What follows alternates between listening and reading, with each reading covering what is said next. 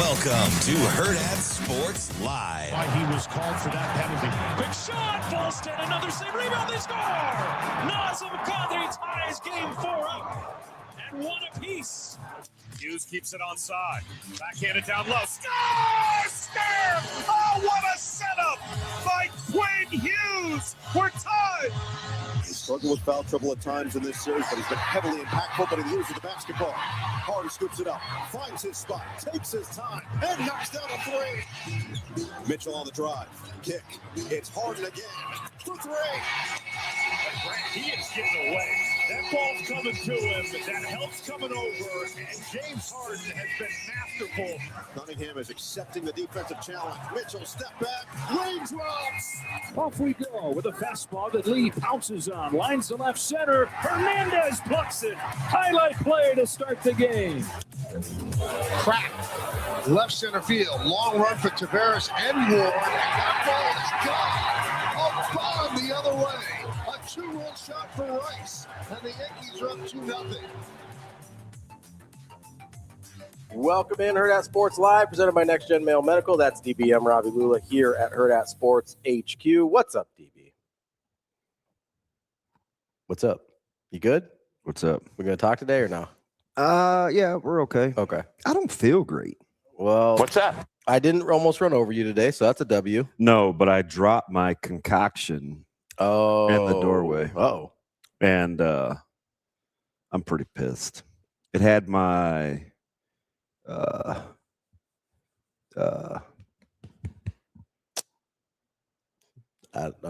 Stomach, chest. frick, man. You know when you feel like heartburn. Oh, okay. and my magnesium in it. Shut up. Because this dummy, I don't know if this is just me or maybe I'm truly like just put off like at my house, but so I clearly had the door. So I had my heads, the glass, my backpack, the door shut behind me. So it closed on my wrist. Oh, okay. So it made me drop the cup. Yeah. And this idiot, he comes to, so the door's out of I moved the stuff out of the way. And my man does he give me one of these? Just staring at you. My head wasn't turned like that. And Maybe I was like, hey, man, it's okay. You can get by. Keep it moving. Keep on pushing. He just looked at me. Oh, man, go ahead. Like, if you're not helping me, then GTFO. Get on. Stop staring at me. You know what I mean? Like what was I walking into there? friggin' mess. So, yeah, I don't know. I'm hoping to get through the show. Nah, this isn't. I'm not diabetic, so don't be like, oh, you soft punk. Oh, you chump. Shane, But I don't feel good. If you had to do that again, what would you have done differently there? Absolutely nothing. Nothing. Yeah. I mean, I probably would have walked faster. No, at least he's being honest. He's like me when I'm trying to get in the door at Casey's. I'm just like, whoa. No, I about got backed over. Yeah, I appreciate that though, because you know these people that, oh man, if I had it to do over again, Shane's like, yeah, I ain't changing a damn thing. I'd have just walked faster. Shane, let me help you out here. Here's the move. You give him the courtesy, hey, anything I can help you with? And then walk right as you're walking by. That way that he knows you have no intention of stopping, but you don't have to. And I'm going to say no, too, because at that point, it's kind of like when your kids want to help you at home. They're just going to slow you down. Yeah, it's going to make it worse. Yeah. But it's the courtesy ask. Yeah, I had to. Because if you just walk on by or if you just stare at him, you just look like I would, like a dick. This little terror, Bella found another way out of the gate. Oh, in the yard? Yeah. Come on, Bella. So, you know, I'm prepared. I had kind of have this wire and I put these stakes up, and I wish TK, if it was a vodka cleanup, like I'd be in a much better mood. TK says, why are these two weenies on the screen, DB? I think he means your heads. Oh, wait, who said that? TK. Why is TK? You're off to an early start. No, so Juan says, oh, God, don't tell me he's a Drake fan. I think we got some strong feelings about the heads today. Yeah, wow. I didn't know this was a thing. So, no, these are just two guys that share kind of being misunderstood. Please elaborate. No, I would love to hear more. I just feel like, so in his departure, Yeah. he didn't say much. He just kept it moving. Mhm. And after his diss track, He can't stop talking. well, he really didn't say much. He just took After the distract? yeah, he just took it to court. So we super were mature, by the way. wow, Judgy McJudge. I'm just saying, you basically started a rap beef. He didn't start it. Nah, it got finished, but he didn't start it. Got his ass kicked, and then he's like, I'm gonna tell him. Yeah, so I just feel like these guys just kind of rode off into the sunset, explanation untold. That's all. TK says they sure being vague and weenish online. Well, he's a menace. He's on one this morning. TK, I don't know if we can talk anymore. And I do think it's popular to kind of hate on both guys. Okay. But Drake in particular is significantly better than like we talk about. So you've known let's this not- about me for a very long time. I was out on Drake way before the beef. Yeah, but your taste is sus. My So, taste is incredible. like I always, when you have these really strong opinions about Yeah. something, I always have to take it with a grain of salt because you're not very objective. No, but I'm admittedly not. Yeah, in right. stuff like So that. I'm just saying, like, I have to like, Because what's the reason I told you I don't like Drake? Do you remember? I don't know. He was too light skinned. I just don't like the sound of his voice.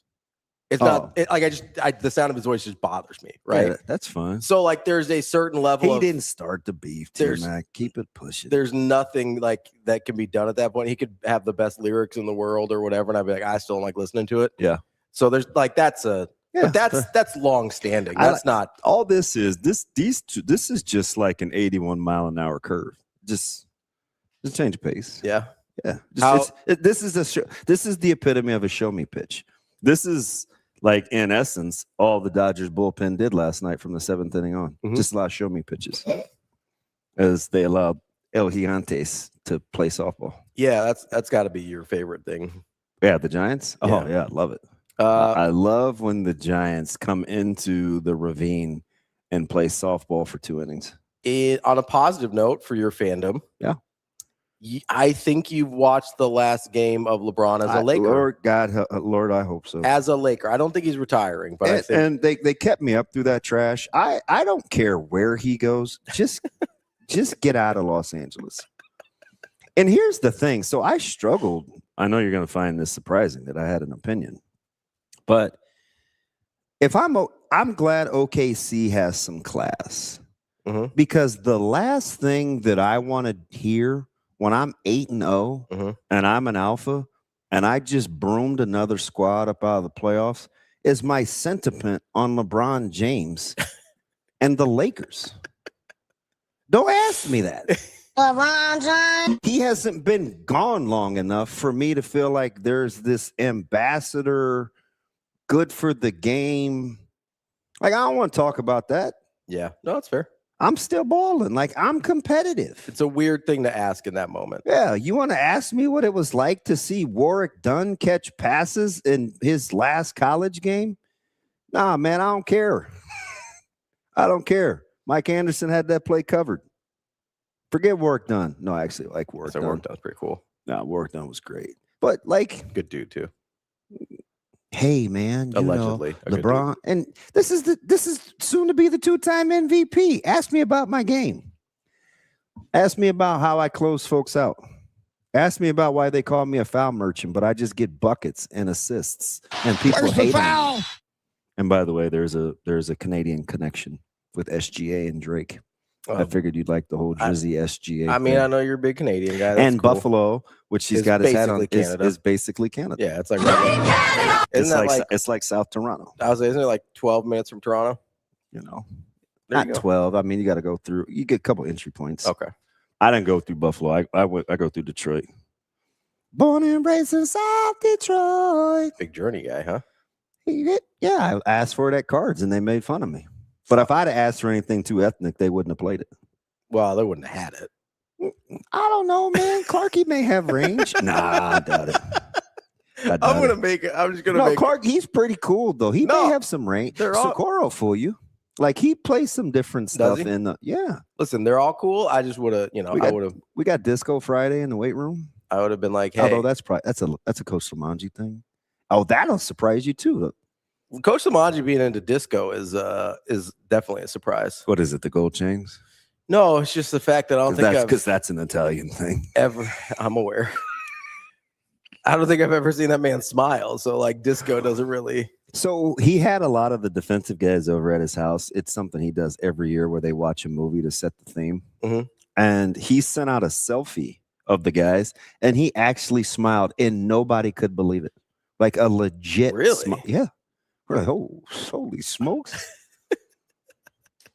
I think I've seen him out in public on like multiple occasions, and I think he knows who I am, and he just like has that same look on his face he always does. And I was like, this doesn't seem like a small talk situation. I'm gonna keep it pushing. Yeah, I did explain it to Nebraska. Like, I think this guy hates us. I was like, no, that's everybody. I was like, that's just kind of his face. Like, if you don't coach his guys and you're not in his family, like you could probably take or leave it. Yeah. He's not playing favorites. Yeah, that's like, for sure. Yeah, just gonna keep on pushing here. Nah, so like I'm over it. Like I don't pay him the money. Re-sign Austin Reeves. You're gonna have to lock Puka up. So I mean, what? I just can't wait for one of your teams to sign a superstar that you actually like. That's not happening.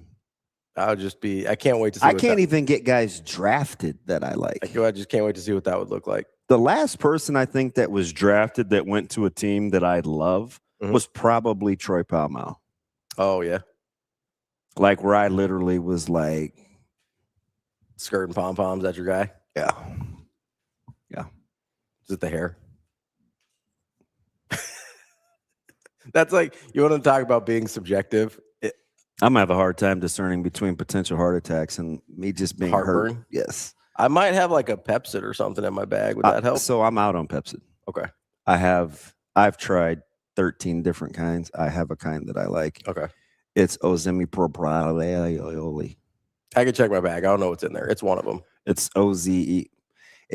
I don't know what you're smiling at over there, but do you think I'm getting ready to say something funny, or are you waiting to play a drop? So the DJ can't spin. I guess not.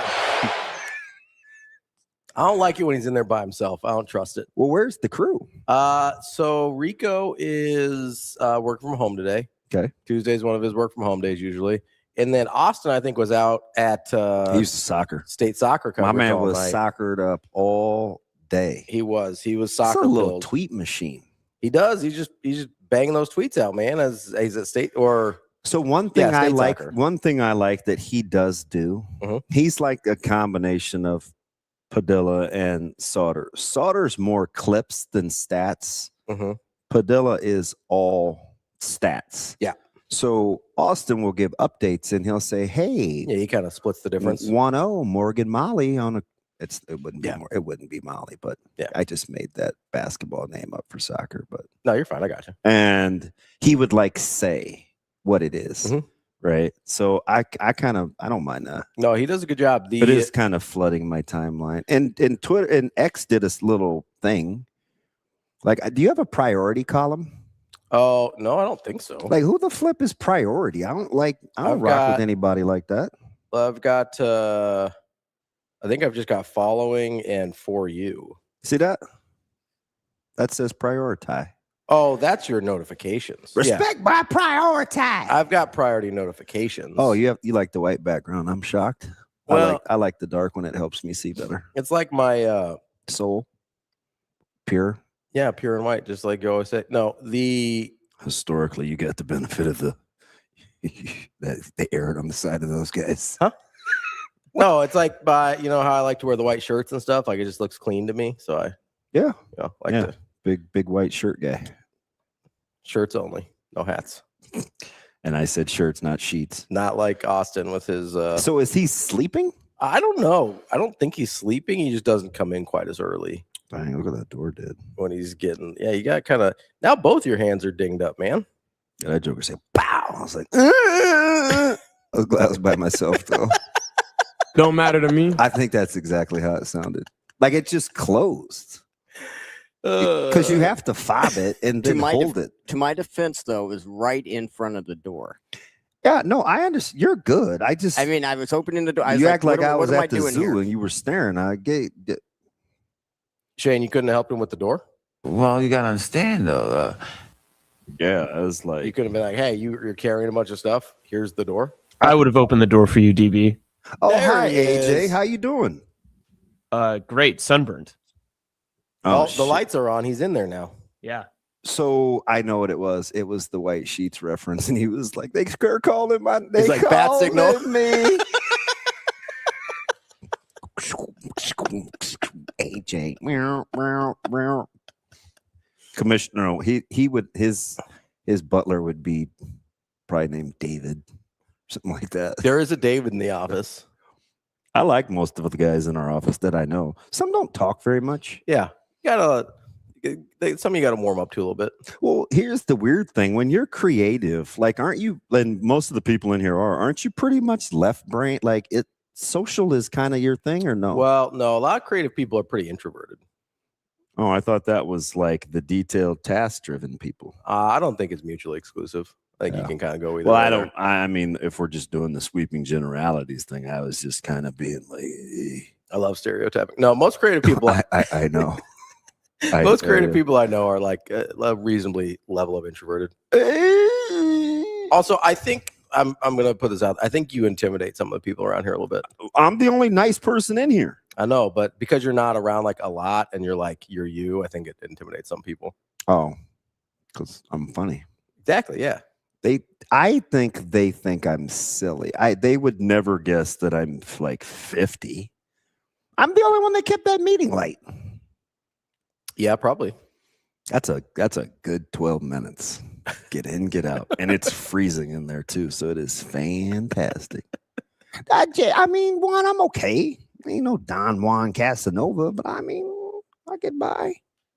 We got people fighting about soccer in the comments here. Why? Ken doesn't like soccer. Heath and Chuck are in on soccer. Ken's mad it's going to mess up his TV schedule all year. So I don't need to see the goddamn countdown from Algeria and Ghana. I mean, it's not Ghana, but not a big Algeria guy.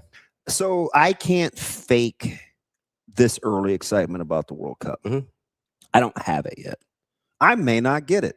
It's like most things that happen to me in the morning. However I feel is how I feel. I don't predetermine things. Okay. I am excited for it. I'm not on like countdown watch. Yeah. For it. You know what I mean? Like I'm not like once we're like a week or two out, I'll be like, all right, let's go. Let's get it. Like I'm excited about that it's happening this year. I do have a lot of questions with all the people getting shot at in the last 2 years. Mm-hmm. Are we feeling more or less protected? Like what do you mean? Like locally or like nationally? I'm talking about the topic that I was talking about at the World Cup. Oh. The what do you mean was giving me Shane vibes. What the frick do you mean? What do I mean? I just asked the question. I needed a little bit of clarity. Well, about the people getting shot out part. That's what I wasn't sure about. Do you watch the news? Sometimes, not always. I mean, whether it's students or that's not ideal. It's wild. I do think there is a lot of and allegedly. Yeah. I mean, you can like have guns and at like president banquets. Yeah, and stuff. So you'd prefer if you can do that, you'd prefer security be a little tighter there. Come on now. Well, I'm just like if you're I'm just assuming it's going to be less tight at a World Cup he's match. The only place that gets that shaky as security where dudes just get to get on roofs and scout things out ahead of. When you're having things at a hotel ballroom, like don't you go out like a week in advance? They're supposed to, yeah. Okay. You're supposed to have there's 2 Secret Service teams. They're like the one that's with the president all the time. Good. You used to work for the feds?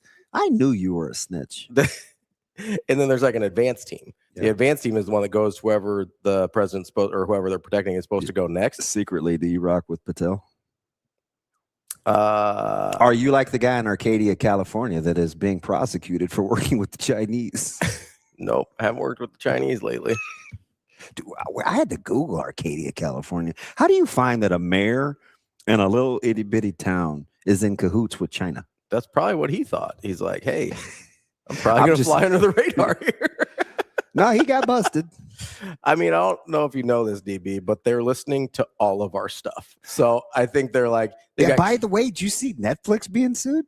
Yeah, I mean, for like chiming in on conversations and whatever. Yeah, like collecting data without our consent. Yeah, and ChatGPT being sued.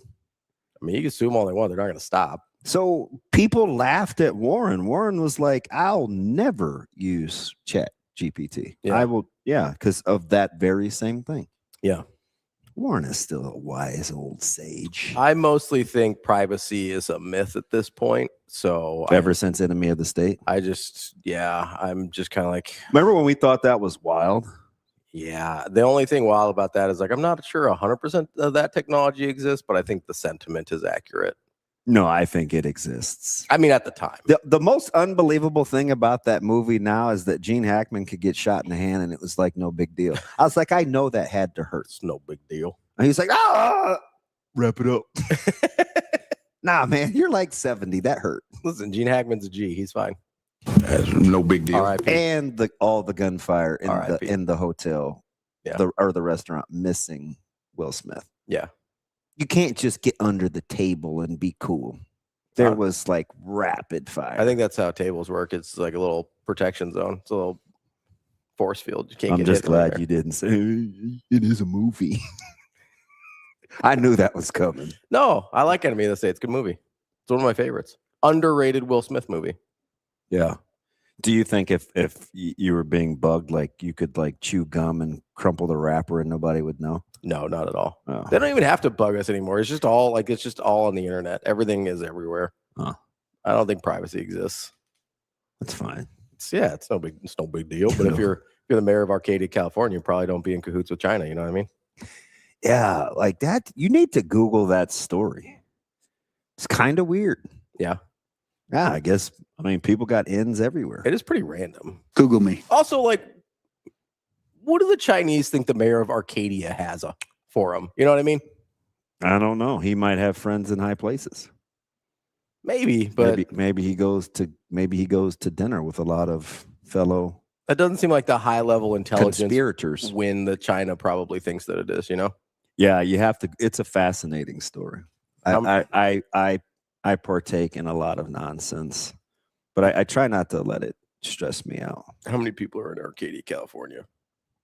I don't know. It's not like we're in Los Angeles County. Yeah. So that's a plus. Yeah. Give me a number here, Wikipedia. Dang. 56,000. Yeah. So I don't know if a mayor of a 56,000 person town in California is going to have a lot of juice, you know? He said it's a poo town. Hey, Train, what's a poo town? Poo town? It's a poo town. I don't know what that means. Shane, did you ever see the movie Pootie Tang? That's the first thing I thought. You saw that movie? I didn't see it, but I'm familiar with the term. It's a movie. I know. Sounds interesting. It's not even what you think. Sounds like Shane's type of movie.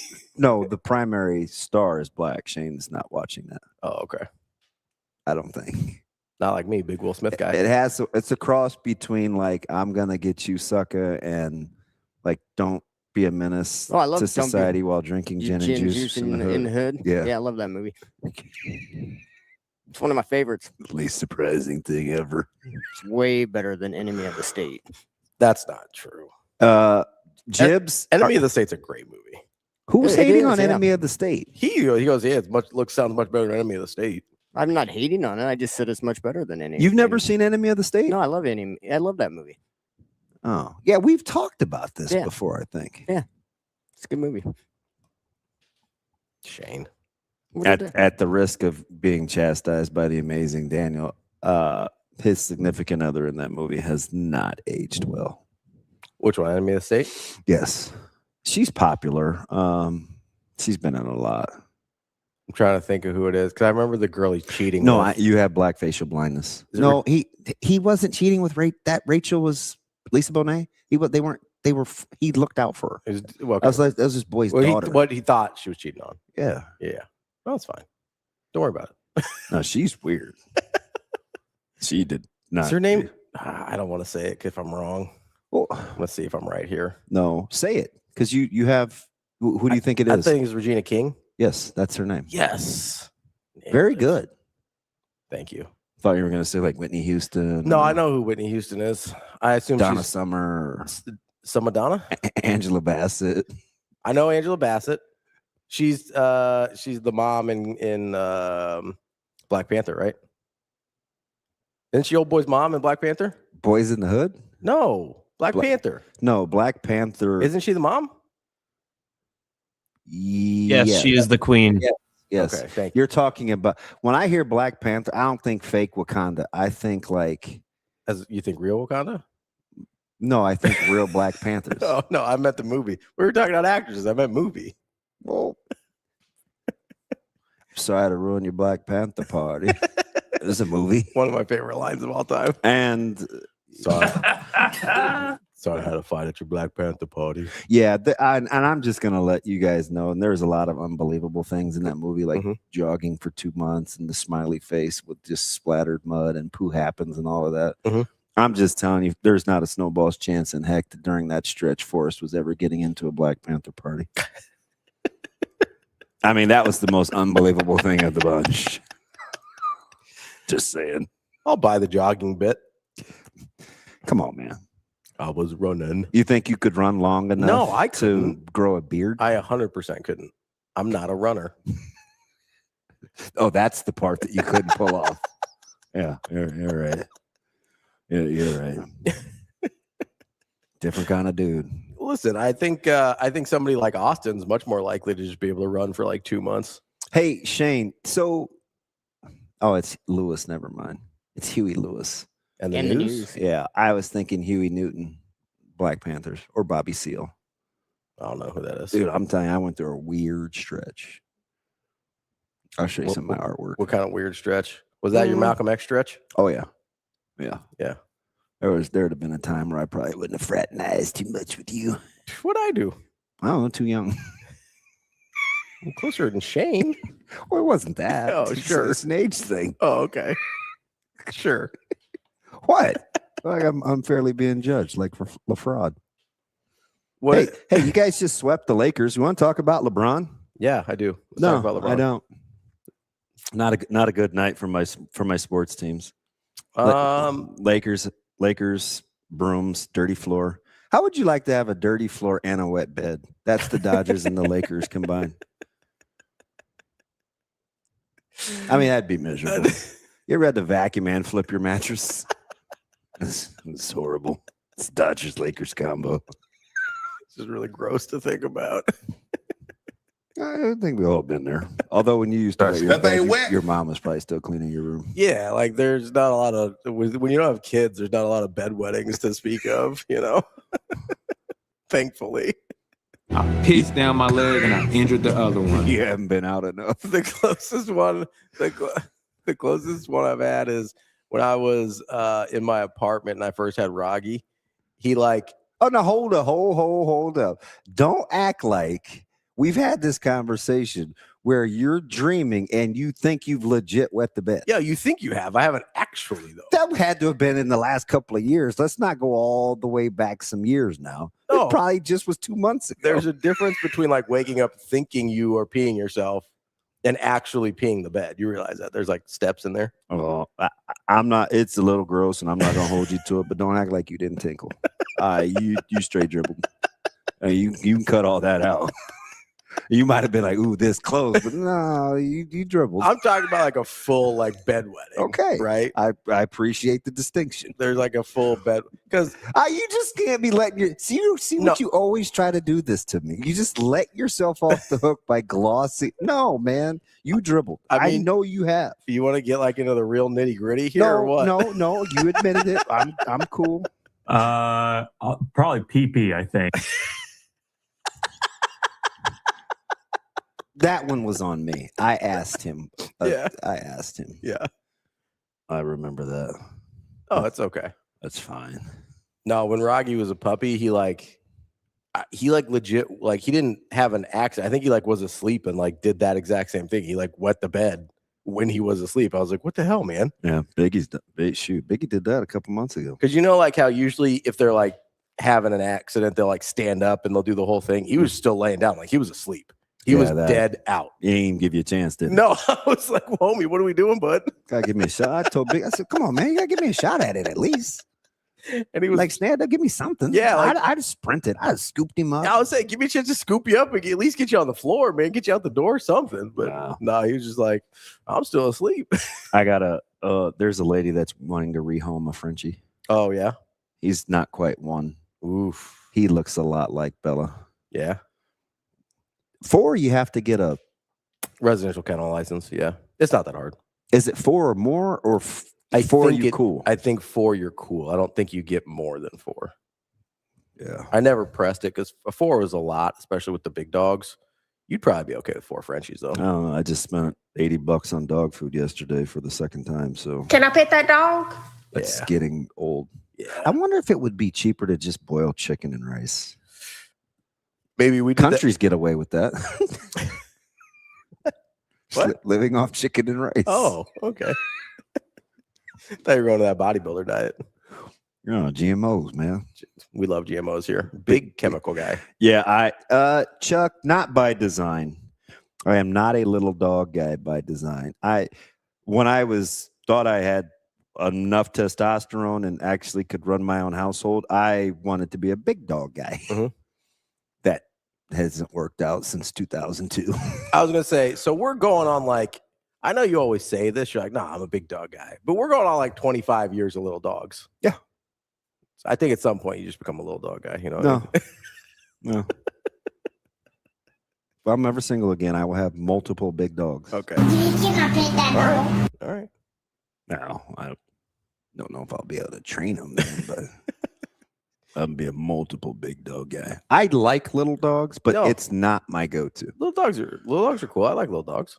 And it's spawned. I went from presses to German Shepherds to Huskies, back to German Shepherds.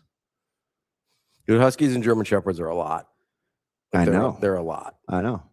Like, I went through a presses stage for a long time. Shane, remember when I first started with you and I would like Google the dog laws? Mm-hmm. Because I was dab smack. No, I was done with the 12. I was done with the divorce. Mm-hmm. So I was like, yeah, I'm getting a big ass I'm dog. giving me a big ass dog. Go get a dog. And I'm like, do you really have to walk with a muzzle with these? And I was Googling all sorts of laws. So the ones in Omaha aren't too bad. It depends on what, like if you get to, I'm telling you, man, this ain't good. like little outside Omaha, some of the little, like you get to like Ralston, some of them have different rules. Omaha's really not bad with their dog laws. Yeah. I don't know anybody that has one. Pressa? Yeah. I don't either. But we've got pit bulls, right? So they're mixes. But yeah, I don't know if I would count like Doug Terrence has. He's got like pits. I mean, I don't know. You see Doug's face. Which, like, by the way, this dude blew me off yesterday. Did he? Yeah, man. Is that T-Mac? No. Different Terrence? Crawford. Oh, no, he's got pits. Yeah. He's got like full blood pits. Yeah, and they're pretty. Mine are, I follow him on the internet, so on like Instagram or whatever, so I can see his dogs every once in a while. No, like mine are mixes, but like they're definitely bully mixes, and Nebraska's not bad about, or Omaha at least is not bad about their bully laws. Yeah, you get into Council Bluffs, you have some problems. Council Bluffs police can shoot your bully dog on sight. Huh? Yeah. Is that a blue law? No, I don't know, but like they can, if your dog is out or if they feel like it's being a menace, they can shoot it on sight in CV. Because we shoot first, ask questions later, huh? We looked at a house there and we started up looking at dog laws. We're like, nope. Yeah, I mean, or you could just control your dog. I mean, okay, if a dog Stuff like happens. just stuff just happens. Like they get off a leash or something. Like leashes break, Mm-hmm. If that was your defense and your dog ate my dog, I'm not having it. No, I'm not even saying I have to do anything. Like they don't even have to do anything. If you were just the leash just broke. You're kind of matter of fact. No, if my dog eats another dog, then like yes, I understand we have a different problem. But like in Council Bluffs, At least at the time. I don't know if they've changed it since then. This was like 8 years ago. I looked at Canes too, Tiger. Oh, but Cane courses are great. I looked at those. Yeah. I was so I went through this stretch where I was like going to hunker down in like a fortress. I had this design in my head. Yeah. I was like, shoot. I was like Martin Luther King. I was like, free at last, free at last. That didn't last though. But yeah, Cane courses are great. I love Cane courses. And they're beautiful. There's a guy that breeds them down in Georgia. Yeah. Yeah, I've done quite a bit of homework. I'm a big like Cane Corso, like Mastiffs a lot. So I'm a big Rottweiler guy. I'm very particular about baggy jowls. Fair. You should get Bull Mastiffs have shorter jowls. Because I'm not a. It's the drool. Yeah, man. That's and how I know, Natasha is. and I know, like we kind of glossed over like the pee versus spit thing, but I'll take pee over saliva almost. I hate slobbering. Yeah. That's how Natasha is. She doesn't want to. I can't. It's weird, but that's just not it's gross. There's a couple different breeds of Mastiffs that aren't as bad with the jowls. And it gets. Like, if you want to really aggravate me, well, there's a couple things. Don't clean the sink. Right? You brush your teeth. Oh, yeah. You get the residue. And I think, this is just me. I don't care if your toothpaste is blue, green, maybe you like Darley, it's black. You should brush in such a way and rinse where I don't know. If you're spitting out green, brush longer. Okay? Yeah. Just one of those weird. Now she's 7, so she gets a little grace. I thought you were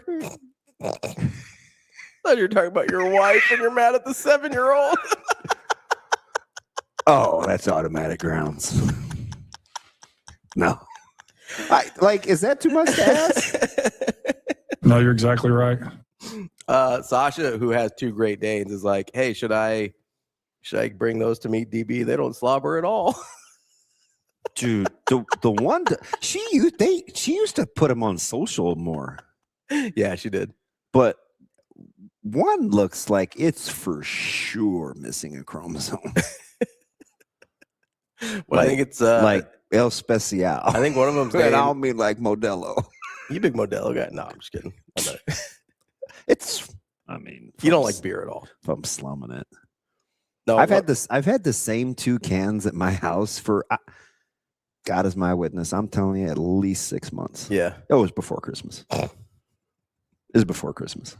Yeah. Yeah. You know this big Modelo guy? Who? Kenny. KBZ? Yeah. Really? Big Modelo guy. What's he do with the calories? Just look at them and they go away? I think he's just genetically blessed. Kenny. Yeah, he needs to mix in some fat. Mix in some cholesterol. I've seen my guy eat. I don't think it's a nutrition problem. I think that's the gene pool, man. Yeah, I'll give it 5 more years. I mean, what is he? My dude could hula hoop through a Cheerio. No, for real. He always talks to me about how he likes Modelo. Yeah. Interesting. Whenever we've been out or whatever, that's his go-to. So the funny thing is I always told myself I wanted it on hand for like batter. Like sometimes I like wet batter. And then I realized that you could use cold seltzer. Yeah. And I love club soda. Like I'll just drink. You've seen I'll just drink club soda. And so like the beer's sat. And maybe if I'm like if it hits right, I'll like, this is so me. I'll like either crack it and slam it or crack it and not finish it. Because the minute it's not ice cold, el horrible. Yeah. And I forgot to give you the update. What's that? So I was at Costco yesterday. Oh. You see your boy? We talked it through. His name is Justin. Justin is sensational. Did you say Were you like, hey? I say, hey, man, come here. I've been thinking about this for like 2 weeks. I say, hey, man, come here. I got questions. I said, I need clarity. He goes, oh, God, what? Almost the exact same spot. Yep. That must be his area. Yeah. But he didn't help me out. And I'm going to tell it myself because I'm going to be honest. What happened? So I was like, hey, I even tried to ask a lead. I did everything I don't like doing. I was asking leading questions. I was trying to let myself off the hook. And at the end, he said, no, I just pay attention. I kind of know my shoppers. I know what you like. And I was like, guess what? The next handful of times, I'm not buying anything because I'm already stocked up. But I'm not buying anything. You're going to buy it from somewhere else if you need it. Listen, literally skip. Bebopped on by like Jiminy Cricket. I was like, see, look at me. No vodka. See? Yeah, but he put me deep. This is from Sasha about one of her dogs. Bottom line. Yeah. I could tell. Yeah. I'm telling you, it was giving me those vibes. That's a heck of a name. Yeah, Raja. Yeah, that's a great name. Yeah. I mean, not like your brother's. No, like Raja's variation different than type. I get it. No, I think it's if I had to guess, I think it's the name of the dude. He walked me through the whole thing. The pet in Aladdin, Jasmine's tiger or whatever. I think it's Raja. I mean, that makes sense. I'm not an Aladdin guy. I'm guessing. No offense. I'm just. Oh wait, that's not you. Those aren't me anyway. We're cool. It's a little to the west of me, you know. Sometimes I just want to apologize to your parents for saying dumb things. I know you think I'm light skinned, but they're a little paler than me too, usually. Yeah, I don't know why I thought that. I think it's like the connection of the jewel on the lamp, and I think jewels and how you guys got pillaged. I don't know. Yeah, it's all right. We're in the same like general part of the world, you know. It's not like when people think I'm Hispanic. I never thought that. You know what's I think I've told this before. The only people that have thought I'm Hispanic are Hispanic people. Like the only people, because they will come up. Have I ever known that somebody wasn't black? I mean, Charlie Villanueva, maybe. Wait, there's a couple I've had questions on. Michael Jackson? No, there's no questions there, just except why didn't we make a bigger deal about that? But so Jason Kidd, I think technically is. That's what people have told me. Isaiah Hartenstein. No way. Yeah. Oh, 100%. For real? 100%. Okay, so there's a few. So Isaiah Hartenstein, and 100%. Would never have thought. Jason Kidd, Dante DiVincenzo. There's several that have been in the NBA that I'd never like. Just if you just walk by them on the street, never. Blake Griffin. I think I knew Blake Griffin. Yeah, I think I knew Blake Griffin. I think Blake is throwing you with the red. Yes. Yeah.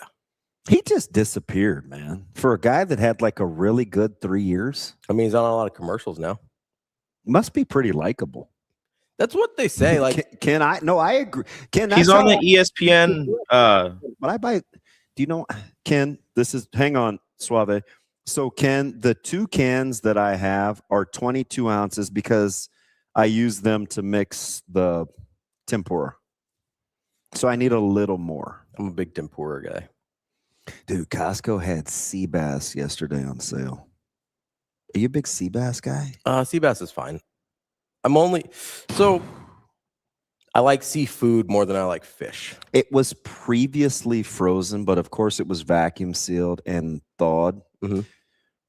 I'll use it so fast I put it in the fridge. What would you guess Blake Griffin's career line is? Like points, rebounds, assists. He had a couple. He had that jumper's knee thing. Boy, Lob City was a minute ago. Just points, rebounds? Just points, rebound. Let's do assists too, because there's more than I thought. I'm going to guess Blake is a career. Oh, boy. 16, 9, and 3. close. He's 19, 8-4. Oh, that's way better than I thought. Yeah, like he's pretty good. That's pretty good. Like, and he had like 10 really good That's years. pretty good. So he went from 1, 2, 3, 4, 5, 6, 7, 8. Dude, 20 9, and 8 a year is pretty good. Yeah, so he had 11 really good years. Now he was injured for parts of a couple of That's those. amazing for a guy that couldn't make a shot outside of 7 feet. Until late in his career when he wasn't that good anymore. Yeah. So I think we all forget He did just used to jump over everybody. He had a really good year his second to last year in Detroit, his last full year in Detroit. He went like 25 and 8. Yeah. And 5. He had several years where he averaged 6 assists per game. Juan, I think he's a much better passer than we give him credit for. Juan asked me how often I go to Costco. Juan, there's a running joke with my friend Lucy at Costco that I am the worst warehouse shopper in America. You just wander. But you have to understand something, Juan. I live with 2 girls, so toilet paper goes extremely fast. Mm-hmm. I have everybody in my house drinks bottled water. Mm. If you saw our trash can, there's 7 bottles gone a day. Yeah. So even if I buy 3 at a time, and we run through paper towels too. Yeah. And Juan, my dog tore up about 400 napkins. So, I mean, there's reasons. I know a lot of people who go to Costco at least once a week. Yeah, I'm probably, because I was going to say 4 times a month. Yeah, we're about once every 2 probably. And but it's just the two of you. 2 of us. But we'd get like, I get my soda there. I get my Gatorade there. I get. Dude, we can roll through a 30-pack. However many come in that toilet paper. Yeah. Oh, dude, we don't do toilet paper from there. I blame everything on Zoe because she's the youngest in the house. But every time she says I have to go to the bathroom, I want to tell her how many squares to take. It's like, hey, we are on a 4 square limit today. And bless her heart, because I feel like she got this from me, and I'm very disappointed. She is obsessed with being clean. Yeah, she definitely got that from you. She will shower in between like games if she feels dirty. She definitely got that from you. 100%. Yeah. The dog got something on the blanket. It's going in the wash. This little girl. I can't believe I'm saying this. Bad parent. I wanted some graduation stuff for my nephew. Yeah. Graduated from Tennessee State. I'm solo. Well, the kids are with me. Jay usually has a discount, but she didn't go. Mm-hmm. So I'm in there, and Zoe is animate about wanting Moonlight Goddess. I'm like, WTH is Moonlight Goddess. I don't know what that is. What is Moonlight Goddess? But apparently she's in Bath and Body Works like I'm at Next Gen. So I go, hey, Zoe. You know, it's like she's like the life of the party, and she's asking them for Moonlight Goddess. Listen, it's a detergent scent. Do you know why this girl wanted Moonlight Goddess? Why? That's the only thing she likes her blankets to smell like. Bro. Hashtag fail. And how do I not know this thing? 7. Just doing a lot at 7. We're doing a lot. Seems like the life of the party in there. Yeah. Yeah. You know, low 5 and high 5. All the scents. So she did not get that from you. No, she said, hey, she's like, Dad, Grandma would like this candle because we were going to see my mom. Yeah. Like, how do you know? How do you know? She's like, this one. She said this one, Dad. Okay. All right, so I'm good. That's my story time. I was venting about LeBron and my goddamn broken freaking Yeti. Snapped the lid. Oh, did it? Yeah. Oh, dang. I see that. Yeah. I'm going black tomorrow. I got the black one. Yeah. Yeah. You'll be all right. It's fine. Might as well change everything all at once. What happened? I think I'm going to go black tomorrow. You get to choose. Good morning again. I dribble. Damn it. It's like you woke up from a dream.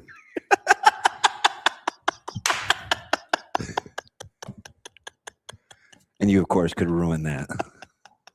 Jesus. So stupid. I hate these first hours. Rico, he's not like you and me. He doesn't have like options to choose from. Damn it. Like there's not a drop down menu for him.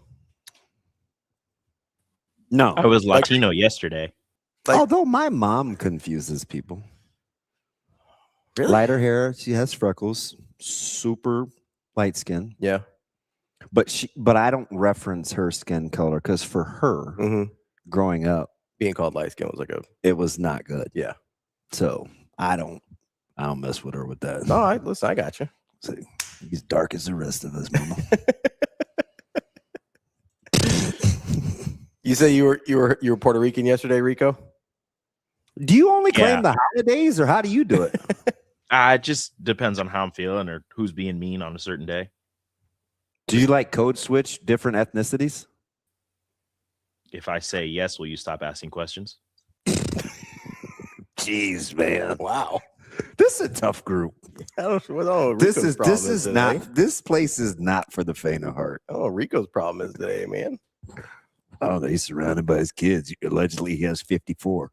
Even though he only has 3. So many of them. They overran his computer. He sent a picture. What'd they do? He just threw out. He was working allegedly, and he goes, "Well, I've been replaced." Oh, so stinking cute. Thank God got his wife's looks. And then how did Rico do that? God is good. Look at AJ. Look at it. AJ's response. Oh, that is not kind. But it does have a little hint. Yeah. You can now. What if there was actually an accident, Austin? That's not nice. Were you about to call it a Vrabel? Stop. Why are you always bringing up stuff I'm trying to move on from? I can't believe AJ has some big brass cojones. Who says that? Only Austin. That's for the it's still mine. Joke about, not randoms. What's up, Rico? It's still mine.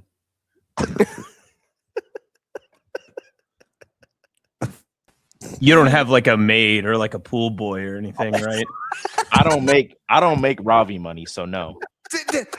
Rico, don't stand for that. And why they got to be manual laborers? Why couldn't they have a real job? Why couldn't it have been some computer technician? What, manual labor is not real job? Really, DB? No, but he said pool boy. Why did you pick computer technician? Wow. I don't know, because I couldn't spit out an ex-accountant. My wife is the computer technician. It's true. Oh, just so bad. Just wrong. Nobody's safe. It's fine. It's fine. Nobody's safe. Rico, I don't have a pool. Didn't this start over dogs? Probably. I never know. Somebody was asking yesterday how we got to the Michael Jackson thing, and I was like, honest to God, I don't know. Well, you're like, I got a question. I know, but like something made me think of that. It wasn't just like I'm not like some people that do this where they have to get their notes in, you know, like that's not a thing that I do. Clearly. You all right? Nobody's safe. Wow. That's DB. I'm Ravi Lulla. We'll be right back with. We have a guest here, don't we? Yeah, Coach Manning. Oh, yeah. I hope he's not listening. We'll be right back with Coach Manning of Nebraska Wrestling right after this. think, like I said, very first, we began with the end in mind, and that's the reason that we scheduled in preseason the way we did, hoping to secure a top 8 seed for the potential to play ourselves in a position to, here we are now, everything is in front of us that we set our goals to be, and now we just got to get really back to one-pitch softball and all the things that got us here. But absolutely, as I look back on it, it's been built out with a lot of intention. Yeah, I think it's just doing what we've been doing and not really letting the noise be noisy. The fans can do that, and we appreciate the fans. But in order for us to really hone in and be the best performers that we can, we kind of got to stay quiet. And quiet and focused, intentional, head down, sleeves rolled up, working.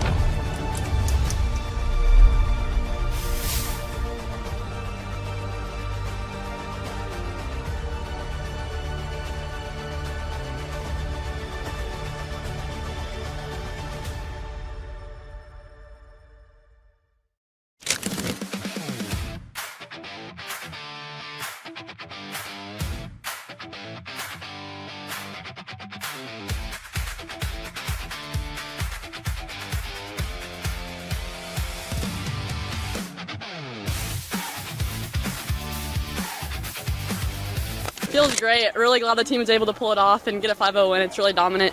It's ready for the next games.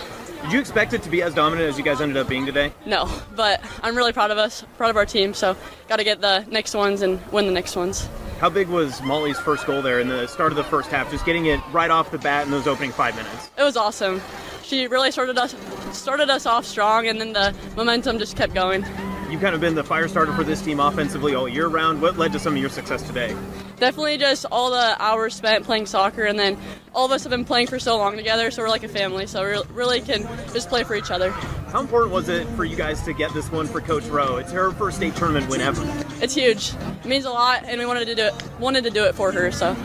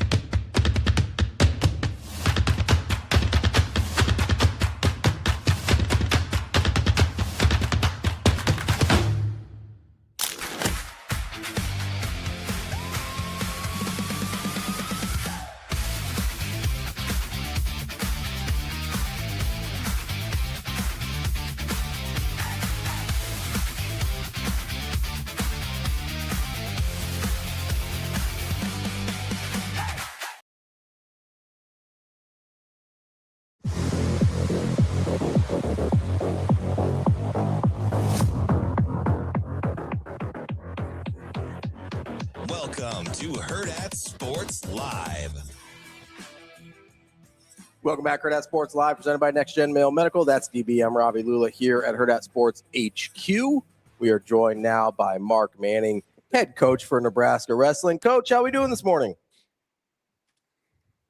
Coach, you there, bud? We got him maybe a little bit. You there, Coach? I don't know if he can hear us, guys. Got to help him with his audio a little bit. Got one of those really smart technicians. Yeah, let's guys, pull him out. Oh, there he is. Or wait, was that me? He can hear, or we can hear him. I don't think he can hear us. Yeah, maybe try and you have his number, Shane. Maybe try and call him, see if we can figure something out there. As we try and get Coach Manning figured out here, I think we can try it now. Okay. As list there, that might be Coach. Can you hear us? Yeah, I can hear you guys. There we go. Coach, how we doing this morning? We're doing well. We're doing well. Yeah, I'll say. Let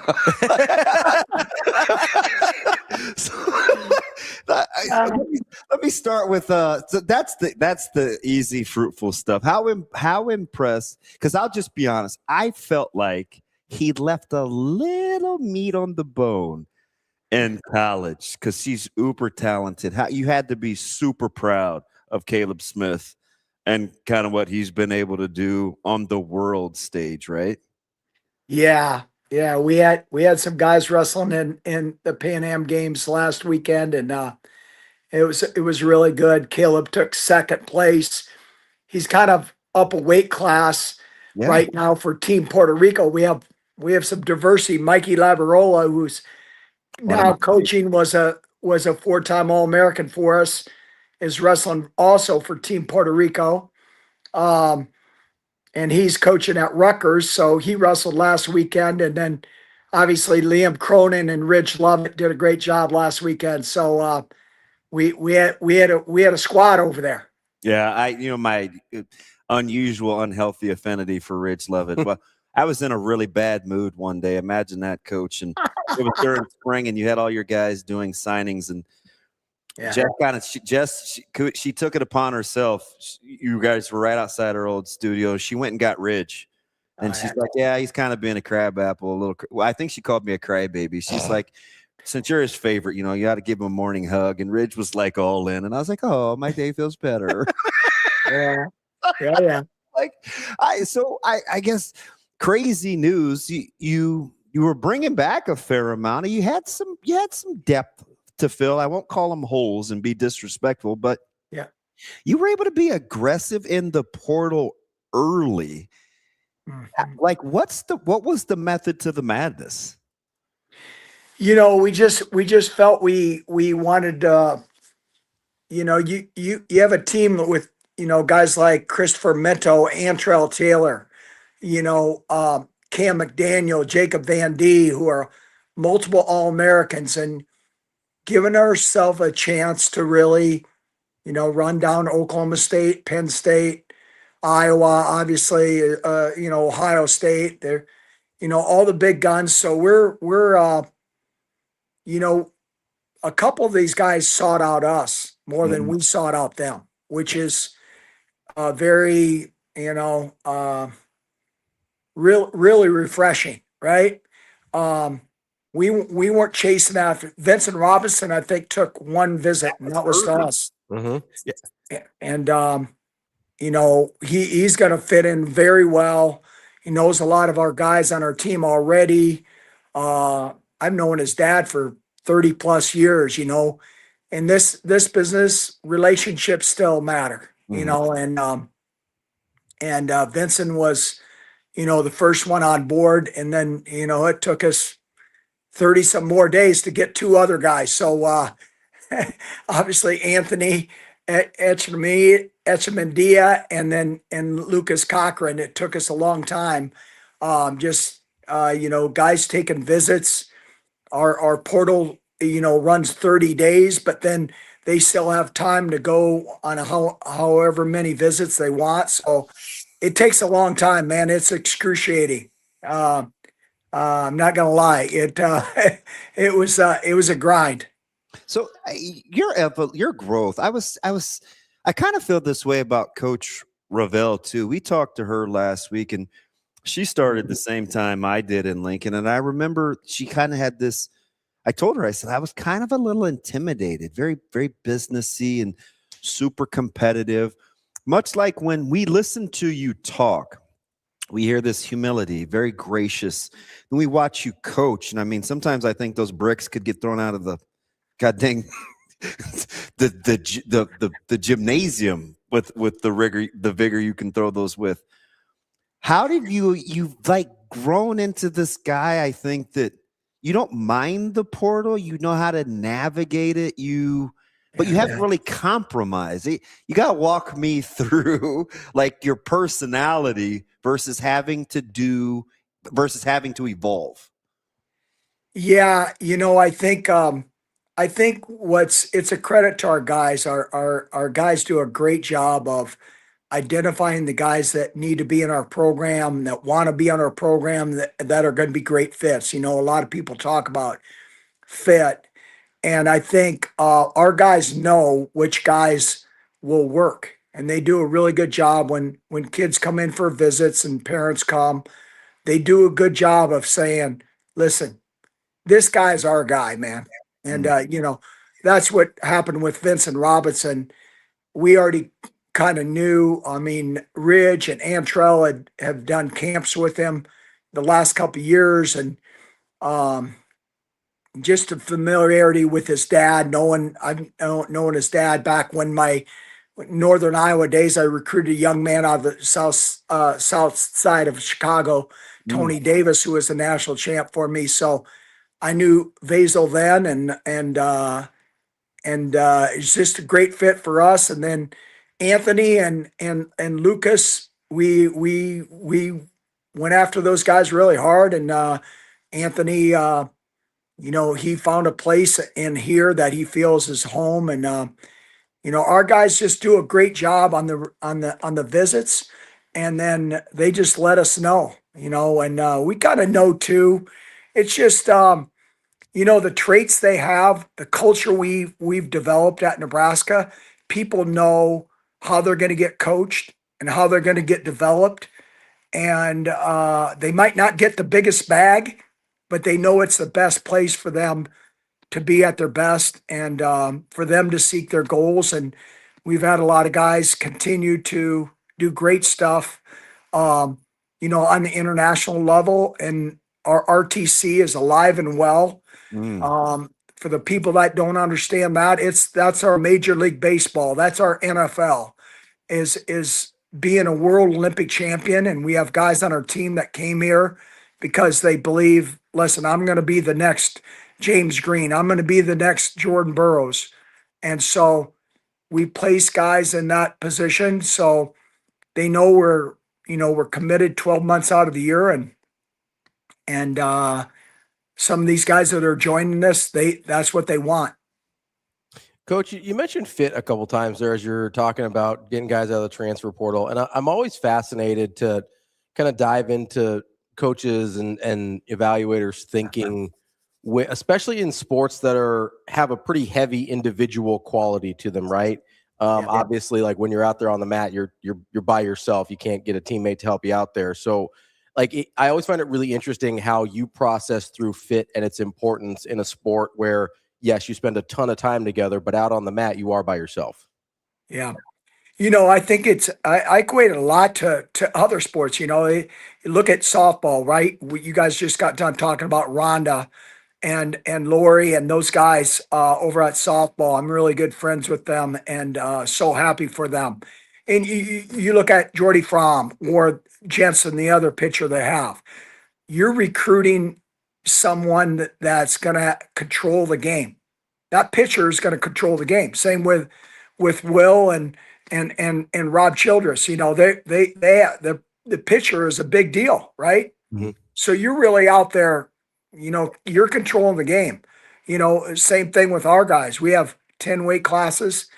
Each guy that goes out there, they're controlling their own destiny. They're controlling our team too.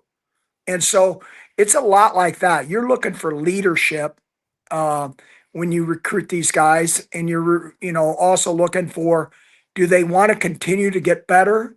They want to get coached hard. They want transparency with the relationship they have with the coaches, and then just the bond of our guys on our team. It's contagious.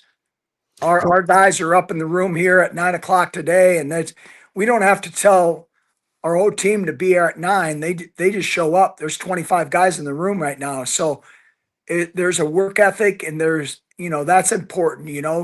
Sometimes people talk about it, but you got to be about it. So, we attract the guys that want to be about it, and they want to put the work in, and they want to be their best. Coach, how important is it? Because you want to get a little bit of a head start, and I get it. A lot of the peer recruiting has been pretty impressive. That means you actually have quality guys that other people want to be around too. But how important is it that you get a firm understanding of actually how you do your day-to-days, right? Because it is highly competitive in your room. It's not probably going to be for the faint of heart as competitive as it is. Do you feel like you have a pretty good gauge on how they're going to handle the actual day-to-day rigor of being on the mat? Yeah. I think when we go to recruit, just their background, their club coach, their high school coaches, the environment they've come through and been developed on at a young age, you really get to know kind of what they're about and what their ceiling is. And when you're the big fish in the small pond, from the standpoint, if I'm the best in Nebraska 4 years in a row, well, I got to be the best in 50 states, not just one state. And so there's a jump when you go from high school to college, and bigger, stronger, faster, everyone's good. And so if I want to be the best in the nation, and I want to be the best in the Big Ten, there's a whole nother jump that you have to embrace. And that's where the mental attitude comes in to play is, do I really want to make that jump? Well, you know what? That takes sitting behind someone maybe for a year or two. I'm very frank with our guys that, we have 11 high school kids coming in this summer. Yeah. And it's really cool. And you might have to, I'm very honest in the recruiting process. You might have to sit a couple of years. Well, high school kids aren't used to sitting. And, there's some states where you could compete as a 7th or 8th grade, Minnesota, South Dakota, North Dakota. And so when you're used to being the big dog and then you're sitting out, that challenges you, to be, do I really love this thing?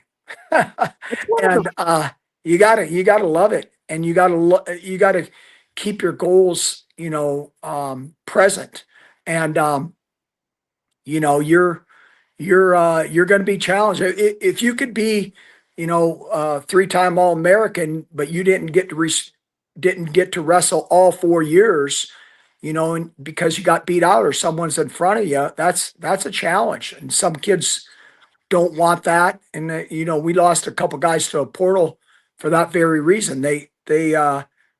It's just patience. And most of the time, people don't want patience. They want to be, hey, you recruited me. I should be the starter. Well, there's competition. And that's what you mean when you got to get the right type of guys. Cause sometimes, we all need development, and some people aren't willing to take the time to really understand what true development is. True development is sometimes sitting behind and watching and learning and taking it in, the mental growth you need, and to understand, what, do I love this? I'm going to do it, 6 days a week. And I'm going to really put my heart into it. And that's takes a different testimony to be in your best. Yeah, it's fascinating. It was one of the things that drew me to guys like Lamer last year, right? It's a little bit of a slow burn, and definitely out wrestled his seed line. He saved his best for last. I look at a guy like Van D, where it's you see what's in there, and I was like, oh, sometimes he's not quite healthy, or just trying to get over the hump, or just battling. He's going to be firmly positioned at like 133, where you can just see guys that may be positioned to get the next step. I talked to you off season last year about Minto, and maybe last year being the step. Like, do you see that with your guys in terms of how they're carrying themselves on the day-to-day? Yeah, Damon, that's a great question. It's absolutely we do. We see it from the standpoint of them showing up and then them putting in the work, and how much they want to get better, being intentional, like any sport. Are they intentional when they come to practice, or do they go through the motion, right? Do they understand, we have days of the week during our season, we call them ownership, you know. You got to take ownership of your own development. Sometimes I know what I need to get better at. Or do I need to get on the bike, or do I need to get on the treadmill and get in better shape? Right. So got to know where your weaknesses are, and you got to attack them. And sometimes that's all development. And we're big on that. We challenge our guys, and we have the right mentality. We got guys in the room that love it, and it's attractive to other guys. I mean, Anthony Echtemania came in our room. He's come over here 3 times and never on an official visit. He paid his own way. He come over here 3 times, and he just loves the room. He just, wow, there's a different energy, there's a different vibe, and the guys are working. He sees, man, this is the place for me, and so it's really good. And I think Lucas Cochran felt the same thing. He came from Penn State. Obviously, they have a legendary, historic run going on, and he sees that commitment. He's like, man, I want to be a part of this. So it's really good. It's really fun to be a part of. And really, how about Husker athletics right now? Just killing it. And I think, what Will and Rhonda has got going on in their programs is, it's electric. I look at a guy, just the traits that you're describing and knowing your personality for so long. One of the many reasons that I fell in love with a guy like Cade Ziola so early, because remember I told, even when he was in high school and we were talking to you, I said, he's a guy that I gravitated towards because it was never easy for him. In middle school, he was never the best. Freshman, sophomore, it was like, but like he just stays on the gas. Now he's got a heck of an opening, and he's a good ambassador for a young guy for your program, right? Because he sleeps and eats wrestling and loves Nebraska. And it's never been always rainbows and butterflies for him. Like, you can't draw it up any better, but you sure can't take advantage of it, can't you? Yeah, that's a great example. Cade is, another guy obviously you know well. Antrell Taylor was the same way. Really, we didn't have to beat many of the big schools out. Yeah, exactly. There you go. Antrell was probably, if you would have got it recruited by football, he might have went. Yeah. But thank goodness he wasn't big enough. But that used to piss him off. Yeah, that's right. Because he has that mentality. I'm the best, man. I'm the best, definitely in Omaha. And I think that's that competitiveness. What you're talking about. Same with Cade, is he sees himself like, listen, I'm the best out there. Yeah, and that's the approach he takes, and it's just that gets you up in the morning. That, as a coach, that's the element that you want to have in your program. Guys that are they're reaching for more. They're just not satisfied by being the starter. They're wanting to be the best in the country, and Antrell and Cade, that's a perfect example of guys that we want and that we're trying to attract. And I think, guys like Vincent Robinson and Anthony and Lucas are all guys that fit from that very purpose. When you're all said and done and we're sitting around and you let me come over, we're out sitting in that front yard, I want the big chapter of the behind the scenes of Cade and AJ and that heavyweight deal, and like just managing that situation, Coach, man, you got to put that as part of your tell-all. Would be respectful, but I'm dying to get behind the scenes of that one. It'll definitely be a chapter for sure.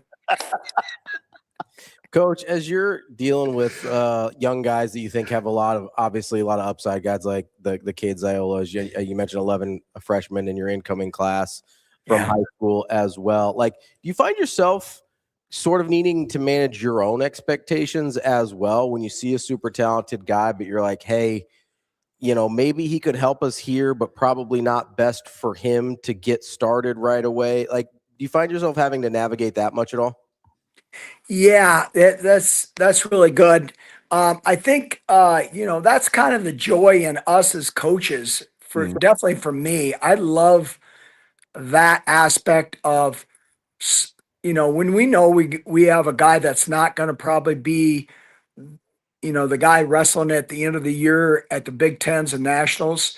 That year of development, spending time with them, getting to know what they're all about, challenging them in their mind, in their mindset. A lot of kids they're just the best because they're most talented, or they've gone to a lot of tournaments. They know a lot of moves. Just like in football, you're the biggest, you're the strongest, you're the baddest. Well, and this thing is the same deal. You got to be intentional with your work ethic, and you have to have elite skill. You have to develop those into elite skills. And, and then just the mindset. I love that. Just sitting with guys and figuring out what they think, how they perceive something, how they perceive college, how they perceive their opponents, and, it's a really interesting take. That's why I love doing this. I love getting in the room with those young guys and just chatting it up, seeing what they are all about, challenging them in practice and in what they're doing skill wise, and then letting them roll and trying to figure it out. I think I'm glad you said that. Last one for me. I'll try to tie it 2 in 1. Last time we had you, we were talking about like the international flair, and is there an opening? And you've spent so much time overseas where establishing connections, is there a way to capitalize? And there's so much talent. You referenced the athleticism, but pitting it against rigor. How important, because I think we're missing the fact it's so explosive now. There are so many things you see on the mat that you wouldn't have seen 4 or 5 years ago. Are we missing the point where you guys as coaches have to evolve to stylistically to not harnessing athleticism, but pitting it along or putting it with fundamentals? Or is it just kind of I don't know, this is kind of a whole new world. We're along for the ride. What you see on the mats with the scoring and the athleticism is incredible now. Yeah, I think that's why fan bases are growing for wrestling. You look at the NCAA tournament. We had a lot of freshmen win national titles. Yeah, never before. I mean, Jax Forrest from Oklahoma State was basically in his senior year. Yeah, basically this is unheard of. It doesn't appear to be slowing down, by the way. No, he's really good, and we tried to recruit him hard. So he did get beat a couple weeks ago, which was surprising, but he's human. Yeah, exactly. And there's guys ready to go right away, and I think it's just a credit to a lot of things out there. RTCs, young kids can go to college practices, and which is really good for the development side. And for all our age group, we have obviously U17 World Championships, U20, and so I think all that really helps guys get ready for the big stage, and they're used to wrestling on the big stage, and so when they get to college, it's not a big deal. they're prepared in their mind. And I think that goes a long way and in their development. Coach, how cool has it been? I fibbed. There's got one more. Okay. I hear, Troy Dannon has used the word nimble. You've used the word nimble. Coach Rules used the word nimble. Coach Ravel used the word nimble with the rules, the athletic department being appreciative of kind of the malleability of Troy Dannon's leadership. Are you ready to look back and say with financial commitments where you're like, you know what, I can appreciate a vision. Like we're doing the best we can to support one of the best sports we have on campus because, as you know, it is difficult to keep finding resources. Yeah, we're absolutely, Damon, this, we want to always retain our best guys on our team. I mean, and I'm sure of, Antrell Taylor and Christopher Mento and even Cam McDaniel probably were all approached or DM'd up about, a bit more money. And actually 2 of these guys we got that are coming in, they took less offer because they know here's the place where they can be developed, the energy, the atmosphere we've created, and it's really credit to our guys. And so I think, the days of, just recruiting, getting guys is it's easy. It's a really hard thing to do, but now you got to retain them. You got to have donors. You got to have people that are willing to support the mission.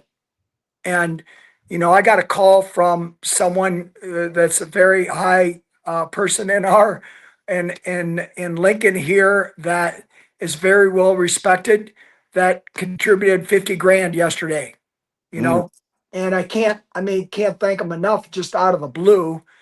And that's the day in life of Mark Manning right now. You gotta fundraise too. And I've had a lot of talks with Rhonda and Will, and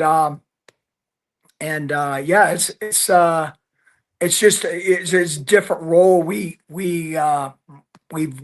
got on our plate right now. Is we got to fundraise. We got to be able to retain our best guys and be able to attract other people that are going to help build our program. And so it's a real thing out there, and it's people throw a lot of numbers around. I was just in a meeting about a month ago at Big Ten's. Big Ten, we get Big Ten wrestling meetings once a year. We all meet in a room, and Tony Petiti, our commissioner from Big Ten, comes in, and he was talking about this very deal, NIL, right? And he said the Texas Tech guy, I can't exactly remember, the oil guy that supports Texas Tech football, right? And I think you supported the women's softball pitcher they got from Oregon, right, 2 years ago. Yeah. He was talking about, Tony, I thought this, revenue share was $20.5 million. I thought we were all on even playing field, but I'm paying $50 million for my team. Wow. And he said, I'll be willing to pay 60 if it goes up. And that's a guy that's committed to Texas Tech athletics, whether he's helping softball, but he obviously helps football. And look at what he's doing. Look at what he's doing, the impact he's having on that program. And you need people. I mean, Penn State wrestling has that guy, and Iowa wrestling has that guy. Oklahoma State now has that guy, Chad Richardson, who's really gracious with his money and his funding, and he believes in the sport, and he's just putting his money where his mouth is, right? And it's a real thing in college athletics. And it takes people that are committed and people that are gracious with their, they've had the gift of being able to have financial help that not many of us do, and they say, "Hey, I want to support this mission. I want to support these young men and young women in different sports that are trying to excel at the highest level, and they see the need, and it's great." So. Coach Manning, last one for me here. DB was talking about kind of the European and worldwide influence coming into the sport. I'm a big tennis fan, and one of the big kind of issues in college tennis right now is you've got a bunch of people coming in from overseas, and they're 23, 24, 25 years old and taking a ton of spots that would normally go to typical age college kids, and not even just necessarily U.S. college kids, but guys and gals coming right out of high school. Is that something you even have the luxury to worry about in terms of what's good for the sport at the collegiate level? Or is it just like, hey, I got to compete with the Penn States and the Iowas and the Oklahoma States who all have their guys. I don't really get the luxury of thinking about what's good for college wrestling as a whole. No, it's that's fast. I think there's a new rule that people say it might get passed here this month or here this summer, and 5x5. Mm-hmm.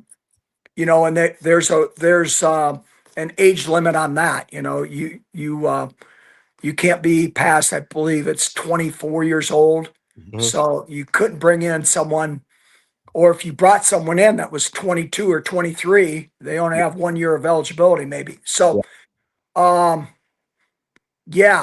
know tennis is there's a lot of international stars in that, and I know both large tennis programs do that, and they recruit foreign kids, and I think it's just creating opportunities for young men and women, regardless of where they're from, right? Mm-hmm. And that's what makes America the best. No other, we're not sending people over to wherever, Paris, France, to play volleyball, right? Yeah, they're coming here. Not in college. Mm-hmm. That college education means something, and we need to keep it vibrant in America. We're screwing it up, to say the least. We need, whether it's Congress, because I don't think the NCAA is doing as much. They're worried about lawsuits all the time. We need college athletics to be. We need to keep the values where they are. I mean, we're screwing it up. We can't mess this thing up. I mean, the impact of young people is what our future of America. I mean, it sounds crazy when people are like, "Oh man, he's saying this." Listen, you could you do a study in 10 years on just say football? Well, Nebraska, probably Ohio State, USC are all probably recruiting 10 or less high school kids a year. Hang on. Not that long ago, they're recruiting 30 high school kids a year. So where's that 20 or 25 guys times 18 times the SEC times the Big 12 times the ACC? Yep. Where are all those high school kids going? When you look at it that way, this thing is there's where the effect's going to be. I'm not sure, but it's going to affect a lot of young people, and I'm not sure if it's going to be a positive way. I hope we're wrong, Coach, but this is anecdotally. We looked at the draft the last 4 years in the NFL of FCS guys versus FBS and how the numbers have dwindled over the last 4 years. We thought that there was eventually going to be a bump because not everybody can, some people have to transfer down, right? There's just not going to be enough room. So I'm hoping in 10 or 11 years, the study shows that those people, they found homes and, group of fives and D2, like that's the place where folks are flourishing. That's what I hope. Yeah. That might be a little myopic, but they have to go somewhere at some point, right? Yes. I mean, the numbers don't lie, right? What 9,000 football players were in the portal. I think 4,000 didn't get picked up, or I mean, that's what the NCAA needs to look at, or some committee, or I mean, it's in a lot of sports. That's where it's going. We need to make sure we keep this sacred, because we're the only country in the world that offers a college education along with being able to participate in athletics. And we can't miss that element up. I mean, it's got too much about, the money and it should be about developing. If a young man or woman goes to 3 or 4 different schools in 20 years, where are they going to take their family back to? Oh, I'm taking them back to Oklahoma. I'm taking them to Wyoming. I'm taking them to Nebraska. Wherever it is, where's home? What's the place that helped you be your best? What's the people that help you be your best? And so, I don't know. People probably say that's old school, but listen, old school works. What a walk-off. Old school works. Coach, we appreciate it. As always, great talking to you. I'm sure we'll chat again soon. When you guys are wrestling in those T-shirts, save me one. Old school works. I love it. I'm going to create one. Hey, we've got a merch company if you need some help. Thanks, guys. I appreciate you. Thanks, Coach. We'll see Go you. Huskers. That is head coach of your Nebraska wrestling team, Mark Manning. To your Get point, the sense he could oversee a lot of other sports too. Yeah, I think that's correct. Very well liked on campus. So to your point about the NFL draft, the number of guys that were directly drafted out of Group of 5 or FCS schools was 14. The little deep dive that I did revealed, though, that so there were actually 79 players that spent some time at an institution below a power conference school. 14 of those were those guys directly drafted out of out of Group of 5 schools or FCS schools. 16 spent time at JUCO. So when you take those numbers out, you had 49 guys left over, which is about what it had been over the last 4 or 5 years. I was going to say that's kind of normal. And a lot of them, I didn't do, this is anecdotally looking through it, a lot of them only spent about 1 year at a power conference level. So they are finding an equilibrium. It's just they're getting that last payday and that big bump before the draft for 1 year. It's almost like a finishing school, sort of, the power conferences. So I don't know that it's hurting the Group of 5 schools as much as it seems, because they are getting these guys for 2, 3, and sometimes 4 years still. And I do think they're seeing a benefit from it. Which would make sense, because I told you the football is being played at a much higher level. And so I think you're getting not only a better version of Group of 5 football, because you have these guys sticking around for several years still, but then you're also getting a better version, I think, in some instances, of power conference football, because you have guys ready to go that have been seasoned at these smaller conference levels. I find it really interesting because he's right. There is at some point, there's guys that just get left out in the cold, right? But in terms of what we were looking at with the draft before, I don't think it's necessarily as dramatic as I'm going to wait on that, but I believe you at face value right now. Yeah. Because it's going to take a little time. It'll take a few years still, but it doesn't seem as dramatic from what I looked at as the drop off from 48 to 14 when we originally looked at it. And we're like, holy crap, this is a disaster. But the other thing that I did notice that I thought was really, really interesting, I believe only 2 guys that got drafted out of those Group of 5 schools started at a power conference schools. You're not seeing guys drop down and then thrive. You're seeing guys climb up and thrive.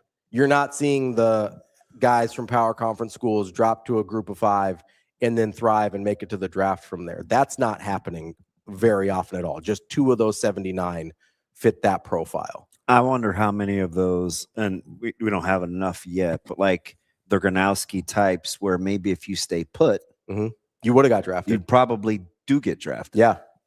Like there's probably a handful of those, you know what I mean? Well. Yeah.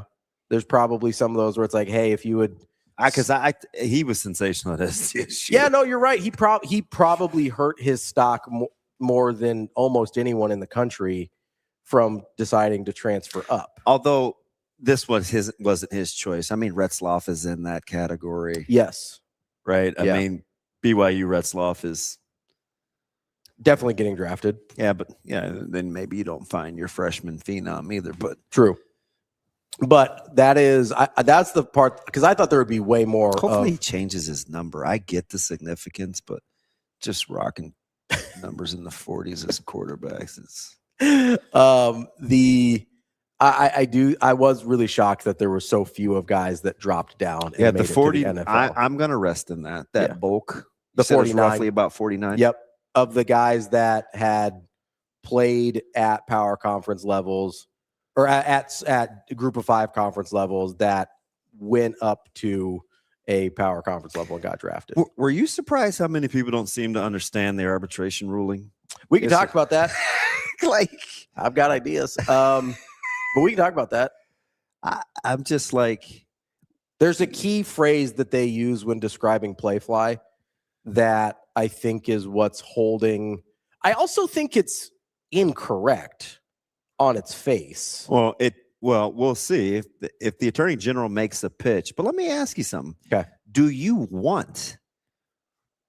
First of all, you want an arbitrator. Yes. To rule. You need someone making these decisions. You need a neutral third so you party. don't have the Texas of the world. It doesn't doing change what the commission's initial goal was. It always has been to enforce policy. Yeah, because you want real NIL deals, not just handing out extra cash over the salary cap. Now, do you think we understand whether we want everybody playing by the same rules, or we want to be able to utilize who we can utilize? So I think it's going to be in Nebraska's best interest if everybody's playing by the same rules. That's the way I kind of feel. Because there's definitely... But they have to do something, in the meantime. Correct. Until you corral everybody else. Because there's always going to be places with more money than Nebraska. Yep. Even if Nebraska's well-funded, which I believe they are, there's always going to be places with more. So Nebraska is going to be better off if everyone's on the same playing field. But in the meantime, I do have solutions for you, Nebraska. So just hit me up. I got answers. This is what we talked about last year. I know. The answers are a little different now, but it still works. And I'm just saying, hit your boy up. I got answers. Because here was the key thing. And this, I actually Are you ready for this? Yes. I actually disagree with the ruling. You can make it happen. Because do you want the delineation or no? Of affiliates?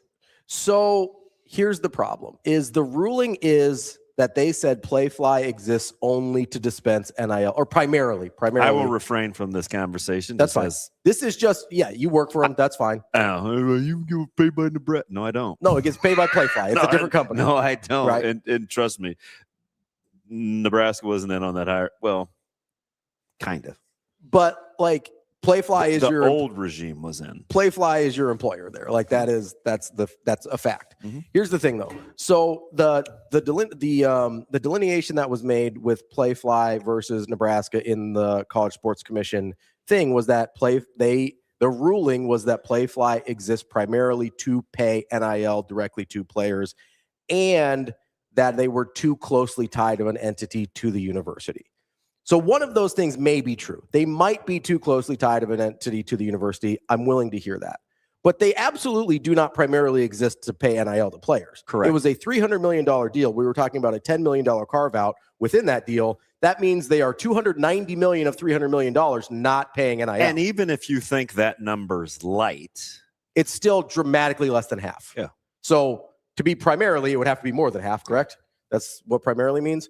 So that part of the ruling, I hard line disagree with. If you want to get into the too closely tied of an entity to the university, that's, I think, up for debate, especially considering I do understand there's a very close relationship there.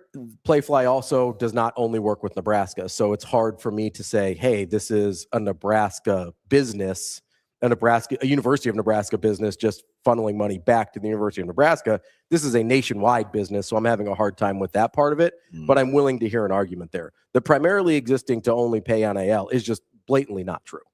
And that was part of the ruling. So, but now that's going to be interesting. Yeah, with the ruling, you now open it up to the Nebraska Attorney General, state laws. Now that's going to be really interesting because that has Supreme Court written all over it.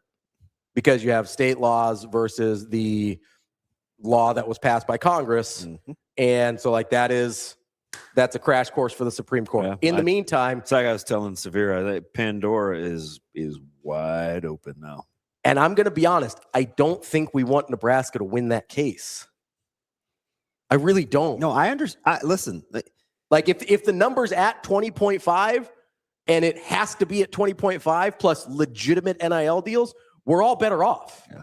All of us. Like all of this goes away if the Supreme Court says, nope, CSE is right. You have to submit your stuff through there. If it's not real NIL, GTFO.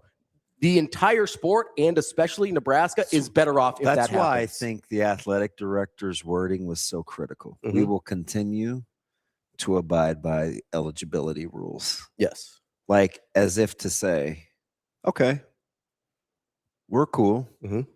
Now, what's everybody else doing? Yeah. Yeah.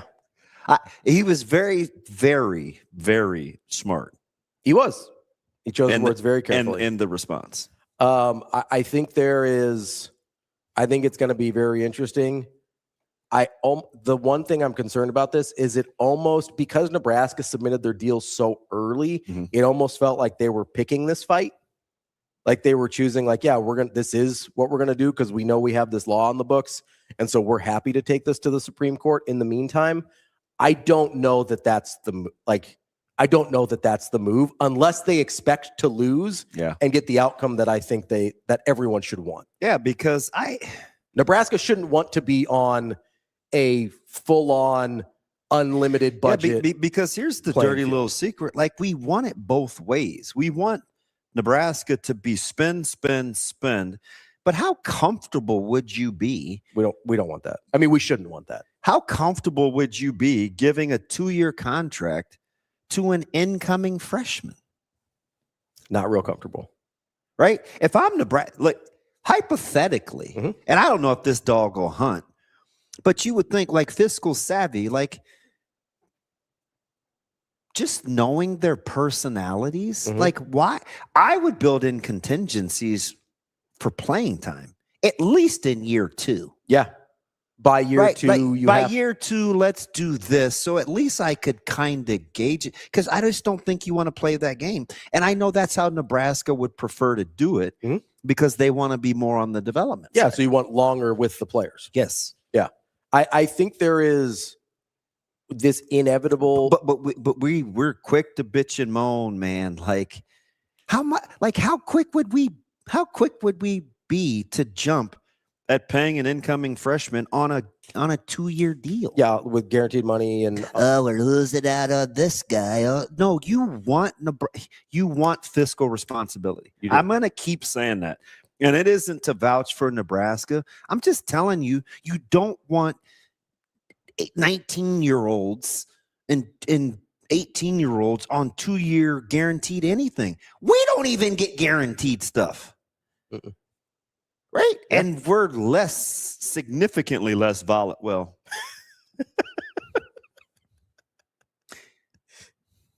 you're significantly less volatile than I am. I just wasn't going to back myself into a corner. I would say we're both. Knowing Vesuvius is. I would say we're both less volatile. I don't know if I'd say at any point significantly. No, my bad is awful. True. My bad is burn the whole thing down.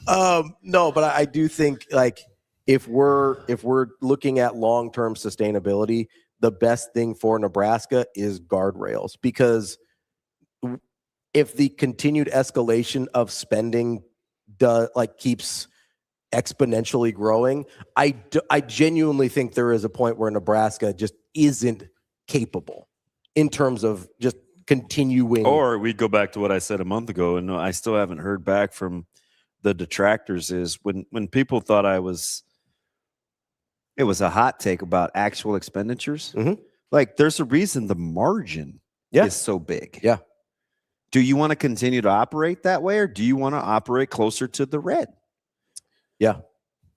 I mean, I don't know what your answer is, but you can't have it both ways. Yeah, whatever your answer is should inform how you feel about this. You know, like that's just, I mean, you got to think that legit. And yeah, Kenny, I was just going to say, like, so that's not entirely true though. Kind of though.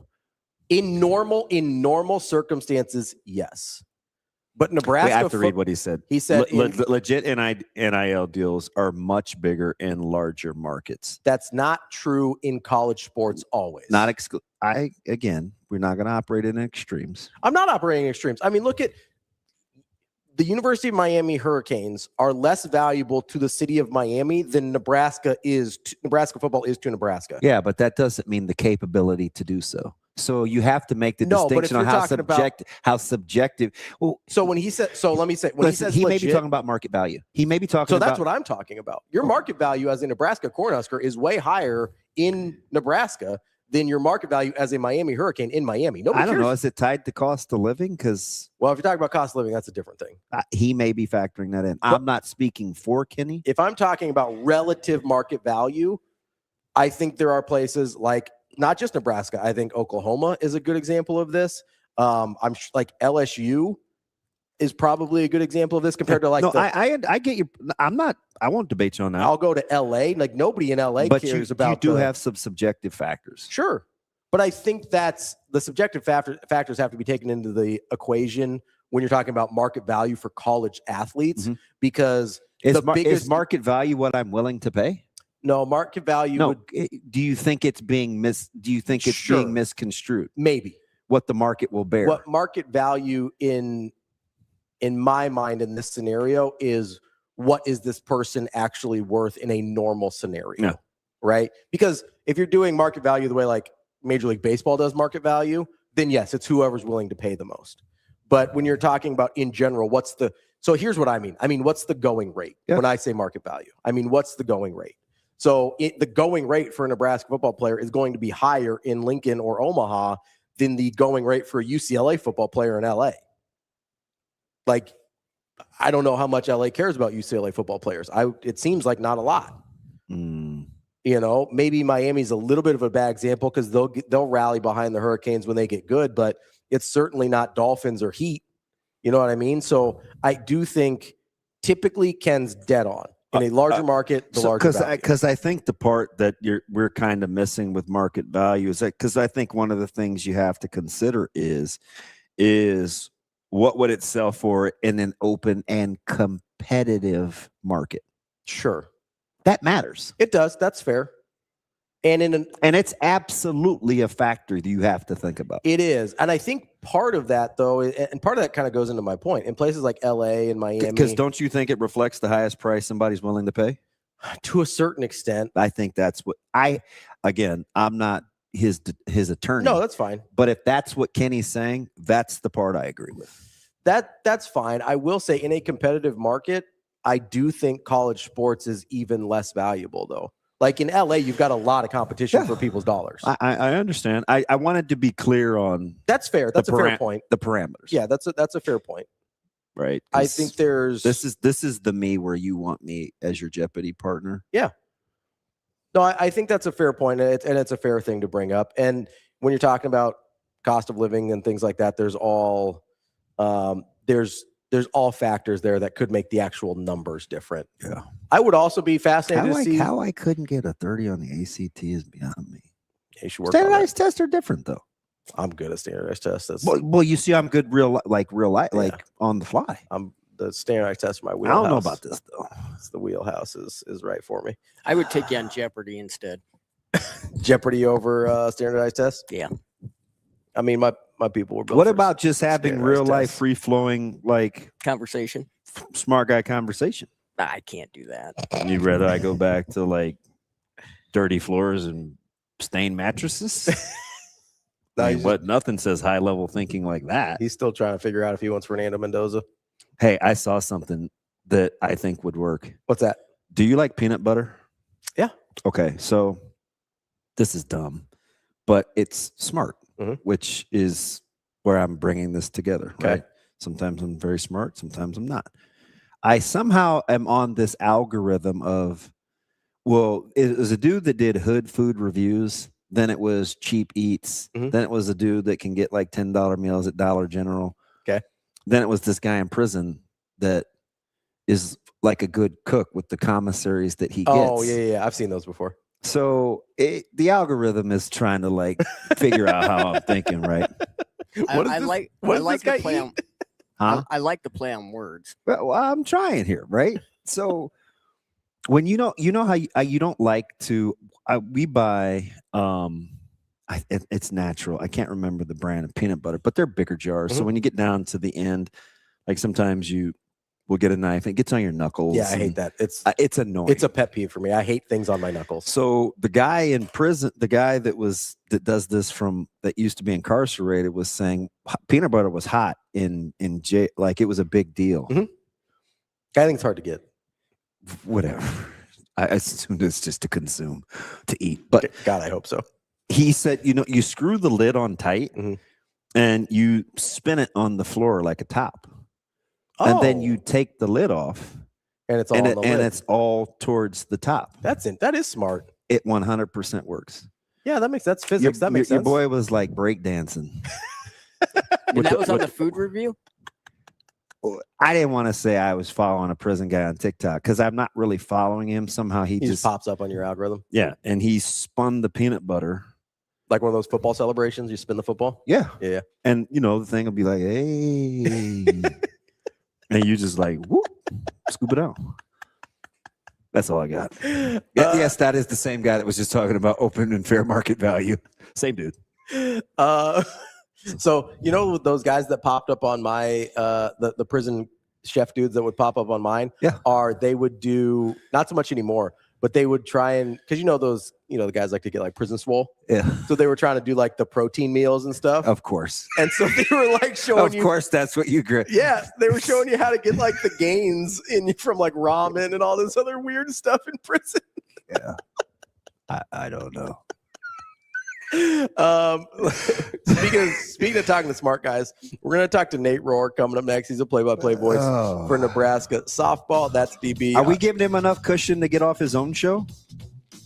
Oh, we could take a break there. He said 9:05, so we got a little. Yeah, bit of time. I think he's got to be after. If he's 9. a little late, that's okay. Okay, we can still come back, chit chat. No, no more chit chat. No, because I feel like he just took a shot.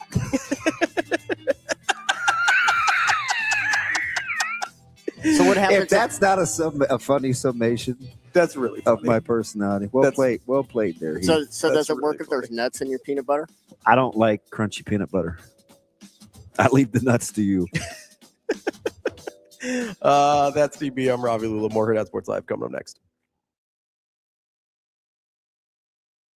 All right, Coach. Back-to-back state semifinals. How does this one feel coming off?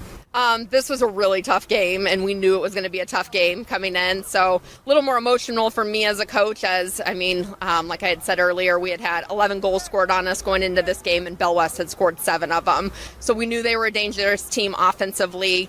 Obviously we were a little nervous, but I just kept asking the players, the parents, my coaching staff just to be positive about it and believe that we could do it. And obviously we put it in the girls' hands, and they performed probably the best I've seen them perform all season. How important was it to get that first goal then, especially with Gabby kind of setting the tone? Oh, it was huge. I think, just to take the wind out of another team's sails, especially down here where emotions are high, it's always helpful to get that first goal. So, yeah, I was pretty proud of them for doing that.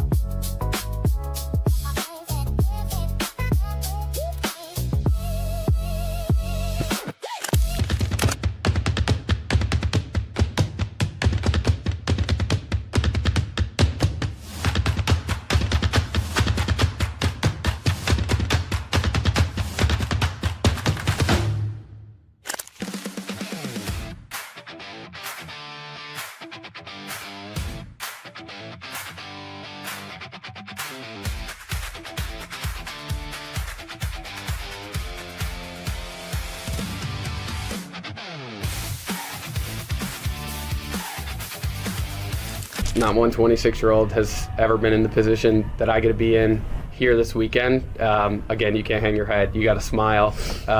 It's really cool when a core team just jumps on board right away from the start. They easily could have been like, forget this, right? Instantly, the trust that they have in me allows me to put my best foot forward. There's always things you can improve. Again, serve, pass, it is what it is. I don't think anything tangible I'm going to learn from it. I think instead it's just continue to be myself and continue to find relentless workers, and all 15 athletes that we have are relentless. And so if you find a team of that, you're going to put yourself in this situation a lot more. We'll be on the right side of it. Maybe not tonight, but we will be. So yeah, I think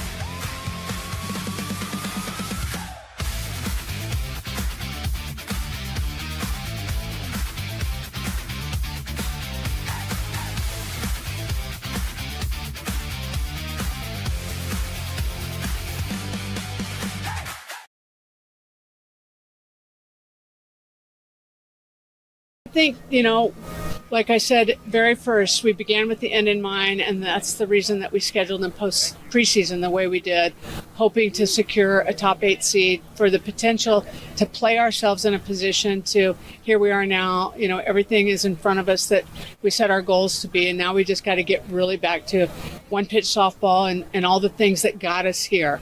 But absolutely, as I look back on it, it's been built out with a lot of intention. Yeah, I think it's just doing what we've been doing and not really letting the noise be noisy. The fans can do that, and we appreciate the fans. But in order for us to really hone in and be the best performers that we can, we kind of got to stay quiet. And quiet and focused, intentional, head down, sleeves rolled up, working.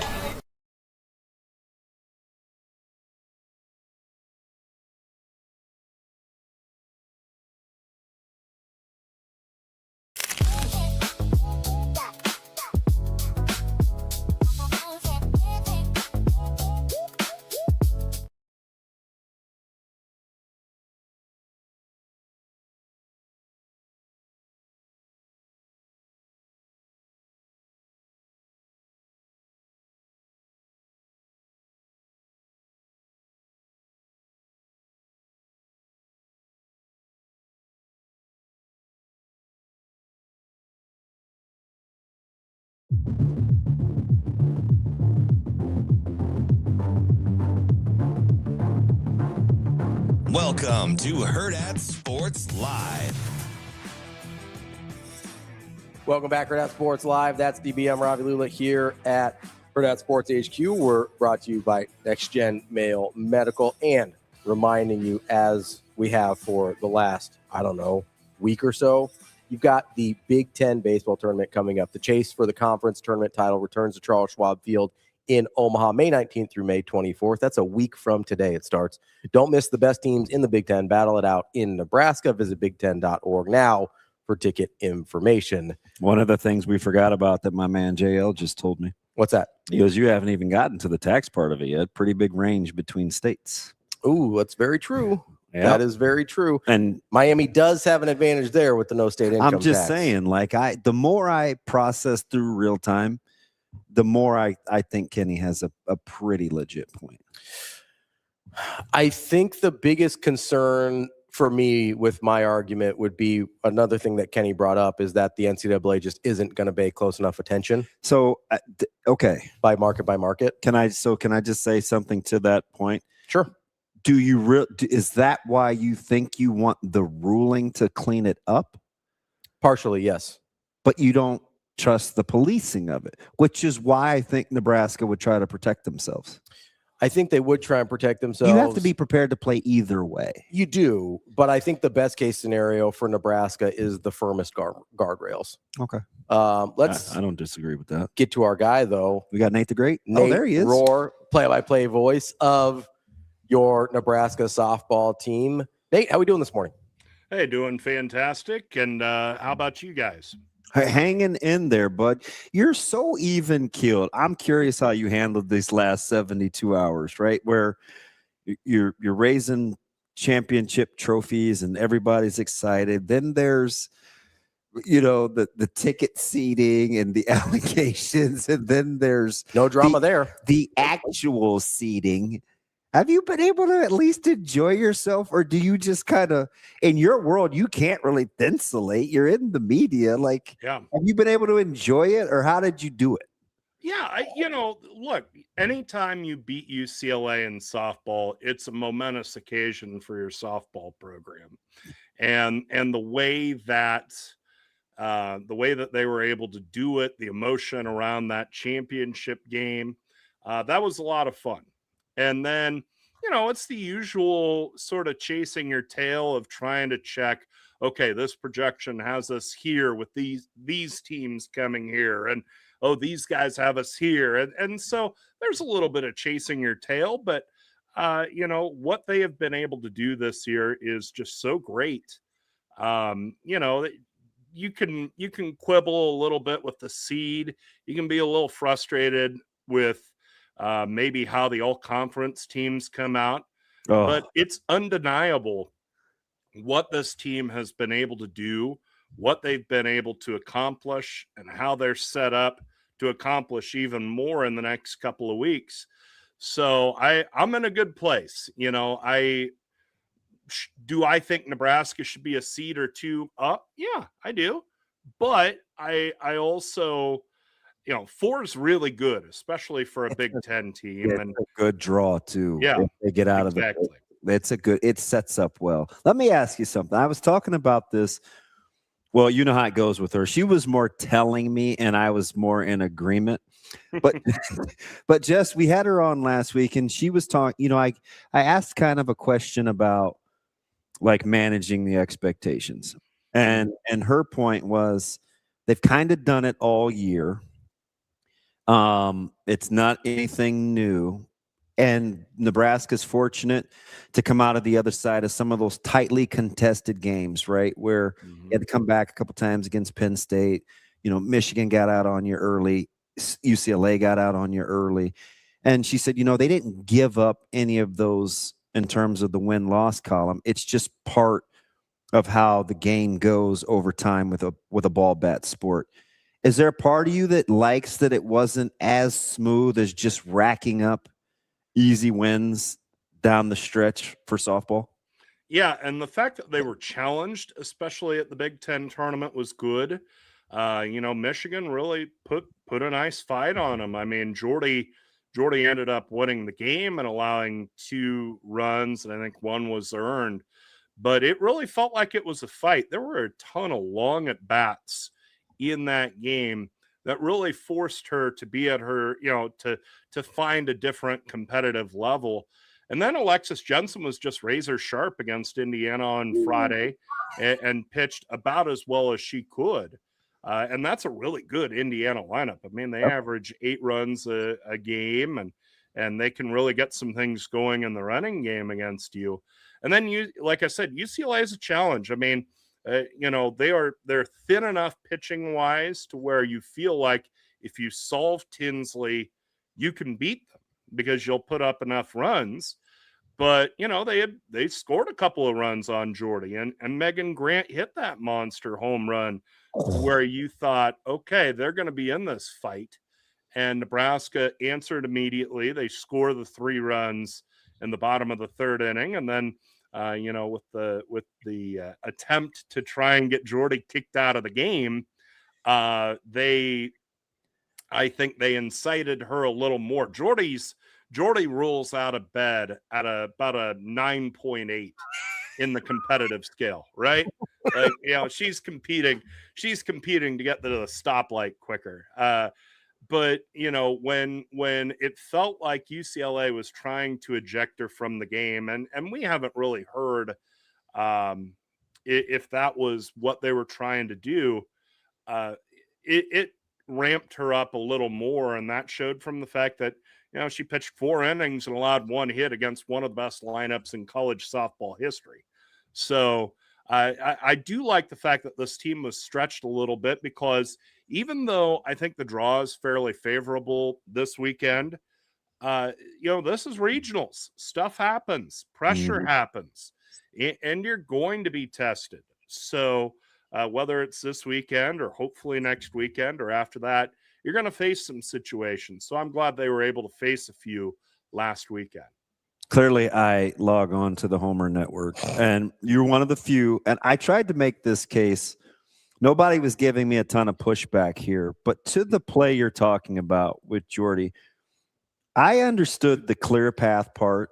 Yeah, I did. I think she's rounding that thing, and I had a meltdown on Eric explaining it, so we won't get into that. But then there's the collision. At some point, you have to really get into the ruling. I thought you were trying to parse through it real time, because you're trying to see what's going on and catch wind. But why do you think Nebraska had a challenge in them that at one point the obstruction happened because Jordy assumed she had a clear path?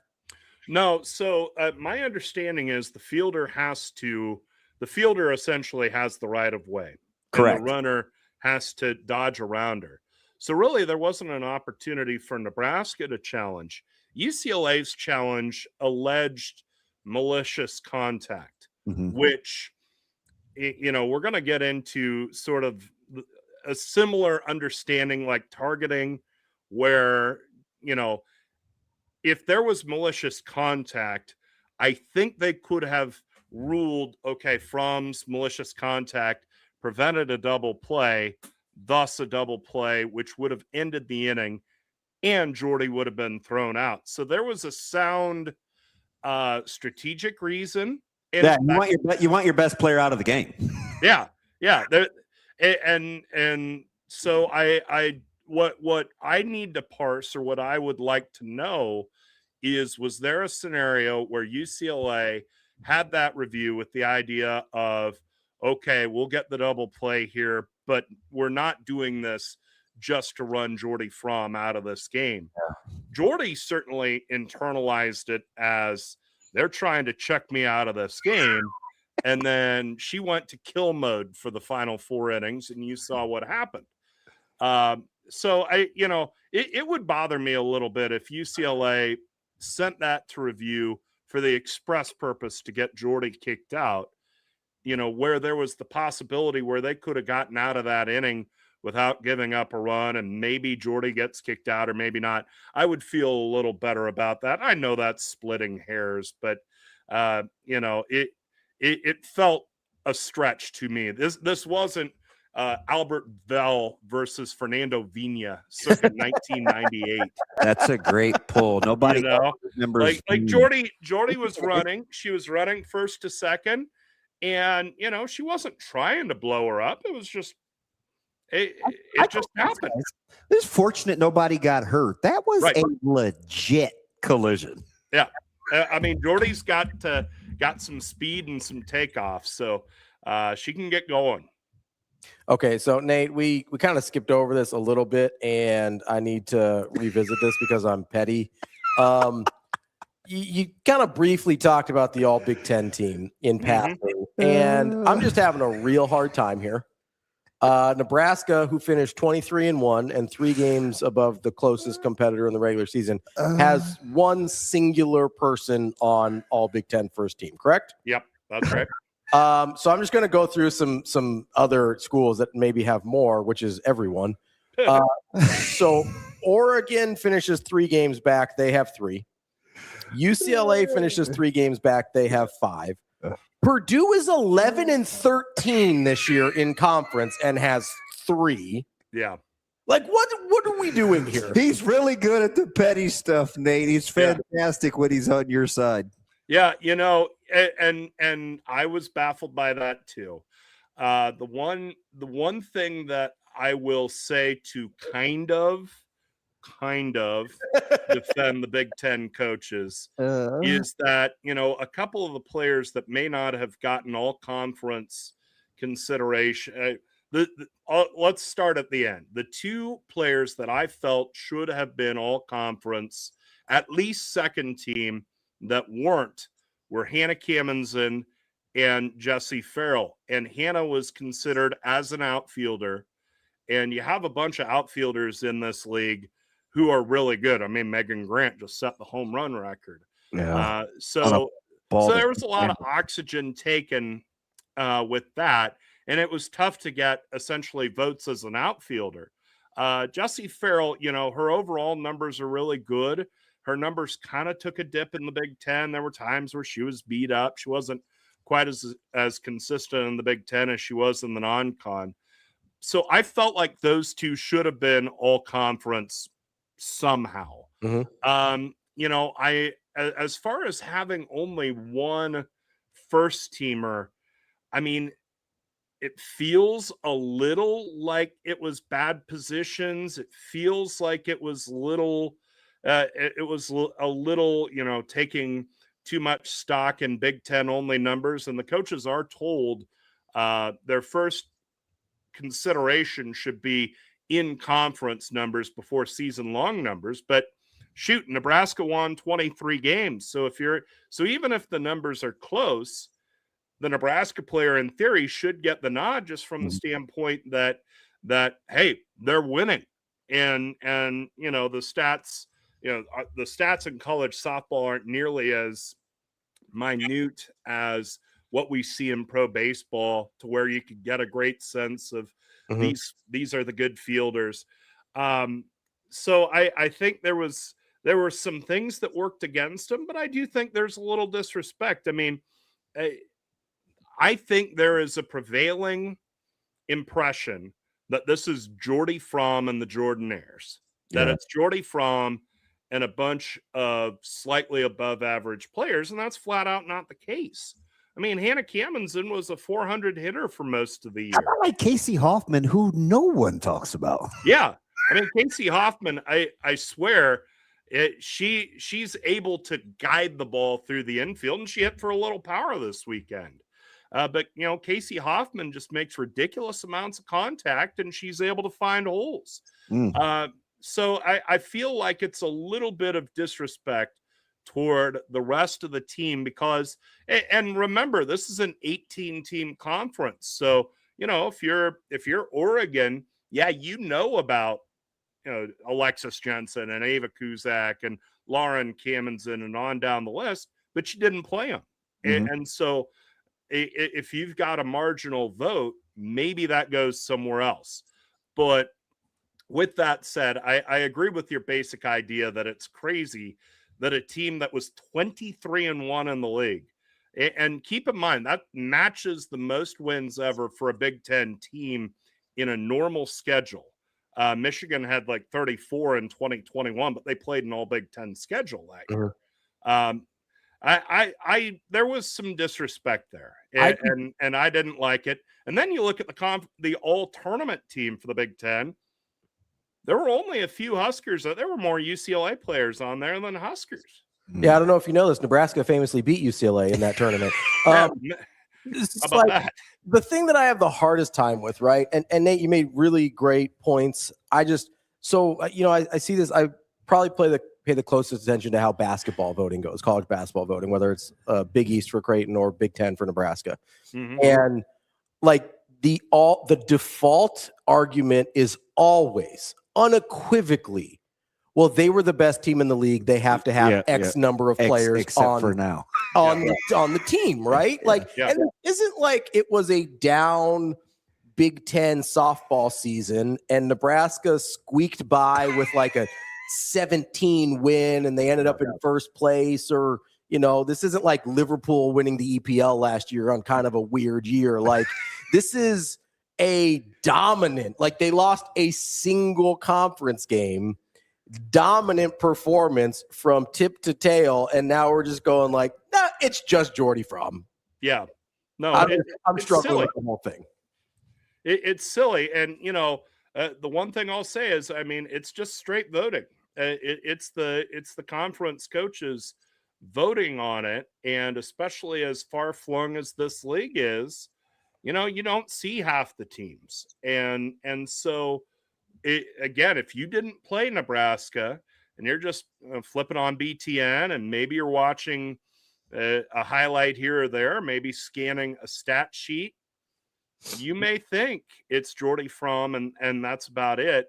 And that's just not the case. So I was disappointed. It's frustrating. You wish there was some more attention paid to these all-conference honors, because quite frankly, it matters. Mm-hmm. It matters that the right players are rewarded and people look at who you put up there and say, okay, these are our best players in the Big Ten. And that translates. So yeah, I didn't like that at all. I thought they got the all-conference teams wrong. But it happens in this league. That's too big. I mean, freaking Purdue. So Nate, I'm gonna take advantage of your expertise to help me handicap the field, because I love the sport and I want to get kind of in the weeds with some of the matchups. But real quick, to your point about making sure it's not the cast of characters, I listen to Coach Ravel and Jess all the time. I listen to Coach Ravel's post games. One person she seems to have an affinity for that maybe we don't understand. I don't know if it was just the level of respect, maybe the difficulty coming from Oklahoma to Nebraska or fitting in seamlessly or whatever. Coach Ravel seems to have a tremendous amount of reverence for Hannah Core. And I watch her play. She makes these highlight plays seem pretty routine. I don't know the degree of difficulty from Norman to Lincoln. I won't pretend that, but there is definitely something listening to Coach Ravel talk about her. Are we underestimating her importance or kind of her leadership, or maybe it's just being a good follower? I don't know, but what are we missing behind the scenes with Hannah Core? Am I reading that right? No, I think you are reading it right. The thing with Hannah this year is she is finally an everyday player. At Oklahoma, you go into a 10-minute slump, you're on the bench. And, there were periods where Hannah just flat out got lost. And so I think the first month of this year was all about rebuilding her confidence, getting her back in a place where she could help this team, especially offensively, because defensively, every time you put her out there, she's going to help you. Tremendous arm, very athletic. She's got all the home run robbing plays. Her range. Yeah. She can cover miles of ground. She is an elite defensive outfielder in every respect. So as long as the back came around, she was going to be a real factor for this team. And then you just have the wealth of experience of her having been with Oklahoma and having been on the team and ridden the ups and downs and been a part of a championship level program like that. And I know last week, especially, Rhonda teed up Hannah Core. Yeah. And was asking her to be a little more vocal, because she has great insight to share about playing at this highest level. And it helps maybe to support Jordy for what Jordy is saying, because, of course, Jordy has a wealth of that experience as well. But, it's just another voice of somebody who's been through this at the highest level and has won championships and is playing her best ball. And that's another thing is I think this coaching staff is very proud of her development and how she has regrown her confidence, if you will, to where she's valuable on both ends of the game. Nate, let me ask you about a couple of matchups, and I have an affinity, and it's a natural one. I come by it honestly. I lack objectivity for Ruby Malin, and I get it. I like Oklahoma State. I saw the 2-1 loss earlier in the season, but I kind of like Stanford. I don't know if I like Stanford enough to win the region, but I do think it's far from a foregone conclusion in that region. Do you agree with me that Stanford is dangerous, even though it's Oklahoma State? I think that's unquestioned. I think, just in general, if you sat the two teams together, Stanford's very good. Of course, you've got Jessica Allister, who built that juggernaut at Minnesota. Speaking of disrespect, that had to go on the road for a regional, even though they were the number one team in the nation. But she goes out there to Stanford and she's built that thing up. Taryn Kern was the Big Ten Player of the Year a couple of years ago, great part of that lineup. So just team versus team, yeah, you would say that'd be a good battle. And then these teams played the first weekend of the year out on the farm on Stanford at Stanford's new ballpark, and they beat them twice. So I would. That is going to be a battle and a regional that I would expect to go to the if necessary game. And that makes sense. Oklahoma State's essentially the 14 seed, so you're going to get one of the better twos. We'll see where Oklahoma State is. They lost in the conference tournament semifinals. They got upset by Arizona State, but Arizona State got hot at that conference tournament. So I'm with you. That's going to be a great battle to see how that regional cracks out. And like I said, it wouldn't shock me if it goes to the if necessary game. And I get what Texas did in conference, not finishing kind of what this is not the Texas way, but I also understand the quad one wins. Yeah. And their record. And they had 20 of them. Okay. So the consensus was, hey, we'll make Oklahoma the favorite. But I'm kind of with Jess on this, where it's like, I don't know. Oklahoma's Oklahoma, and Gallus is going to do Gallus things, but this isn't their normal pitching. Yeah. And Nebraska's seen other good offensive staffs. Who would you have made the favorite, considering they had a hard time seemingly parsing through 1 through 3? That's a really good question, because I would have grudgingly said Oklahoma, just because that offense is so powerful. And I don't know that Tegan Kavan has been at that elite level this year for Texas. I mean, she's been really good, don't get me wrong. But she hasn't carried them the way she did last year. And Alabama, I just can't get a great sense on them sort of on that highest level. Yeah. And so, grudgingly, I would say Oklahoma.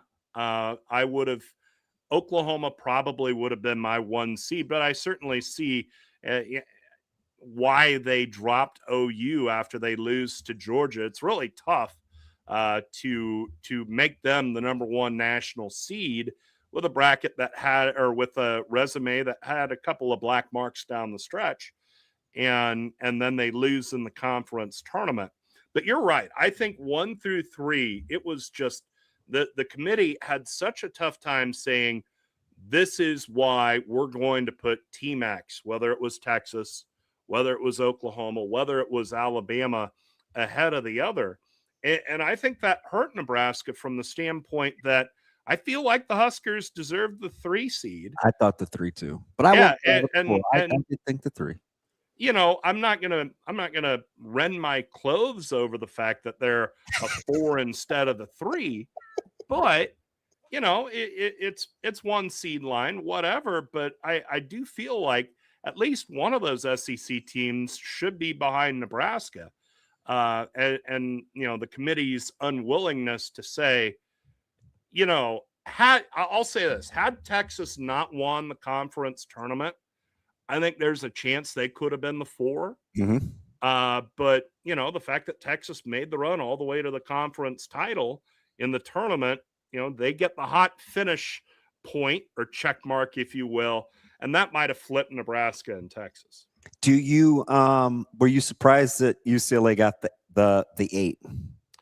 Not particularly. I mean, they're in, you talk about hot finish and they didn't have it. I mean, they lose to Oregon 2 out of 3, but I think everybody chalked that up a little bit to, hey, this is a really good conference, or a really good conference series, which it is. And they ran into a good Nebraska team, which they did. I think it's a name brand thing. I think which is interesting because Florida State got in the 9. And I thought they would get the 8. That's probably the one thing I could maybe go back and forth over. Yeah. And where you feel like UCLA has the name brand, they've got Megan Grant, they've got Jordan Woolery, but buddy, once you get past that first pitcher, they're in trouble. And so I find it a little odd that they went out of their way to take care of UCLA.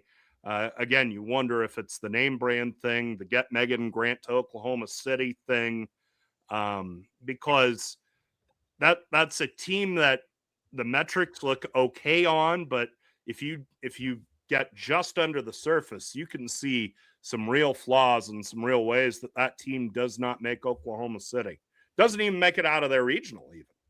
You mentioned having the one pitcher and then getting past that and it being sort of a crapshoot after that. Certainly not a problem that Nebraska has. How do you look at this team in particular and the way they're built, especially in the pitching staff, and go, yeah, this actually is a team that's built to make a pretty sizable run?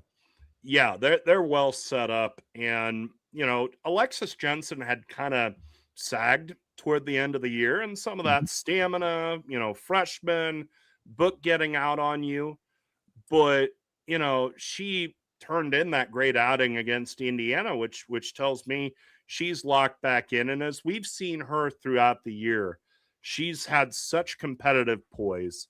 She's been able to handle every situation, every opponent. So you do have somebody else to go to other than Jordy Frahm. And Nebraska's just not had to use Jordy Frahm near as much this year as they did last year, and as Jordy has been used throughout her career. So those two are as sharp as can be. They're in really good shape. I mean, you could even see Hannah Cameron, if Nebraska gets a big lead in a game, you could see Hannah Cameron come in and eat some innings and be able to get you through it. And so every pitch that you're able to take off of Jensen and Frahm early in regionals, that's a pitch a pitch saved is a pitch earned that hopefully you're able to use in a super regional or Oklahoma City. So the depth of the pitching staff, you just have more options. You can change momentum in a game, and we've certainly seen that where changing the pitcher really halts a rally. And I think Nebraska's much better position this year than they were last year. And that's no disrespect toward Jordy Frahm, because, I mean, the game 3 that they lost 1-0. It wasn't as if Tennessee lit up Jordy Frahm. They lost 1-0. So you're hopeful that Jensen can be a factor for this team. I think she can be. I like how you close with Hannah Cameron, because, I gravitate towards things I like about other people that I'd like to see in myself. You could tell she's on the fringe of, she plays with great emotion, but she's not emotional out there. And I'm like, you know what? Like, you hear it in her interviews. You can see how she plays. She rides that really fine line that I think I admire that a ton about her. Yeah. And, I talked about Hannah Core having to rebuild her confidence. Hannah Cameron is another one that came to Nebraska, sort of doubting herself. I think things got really rough for her in her latter days at Arkansas. And so mastering her emotions and understanding that she can do this, that she can be an elite level player for this team, I think was really important for her.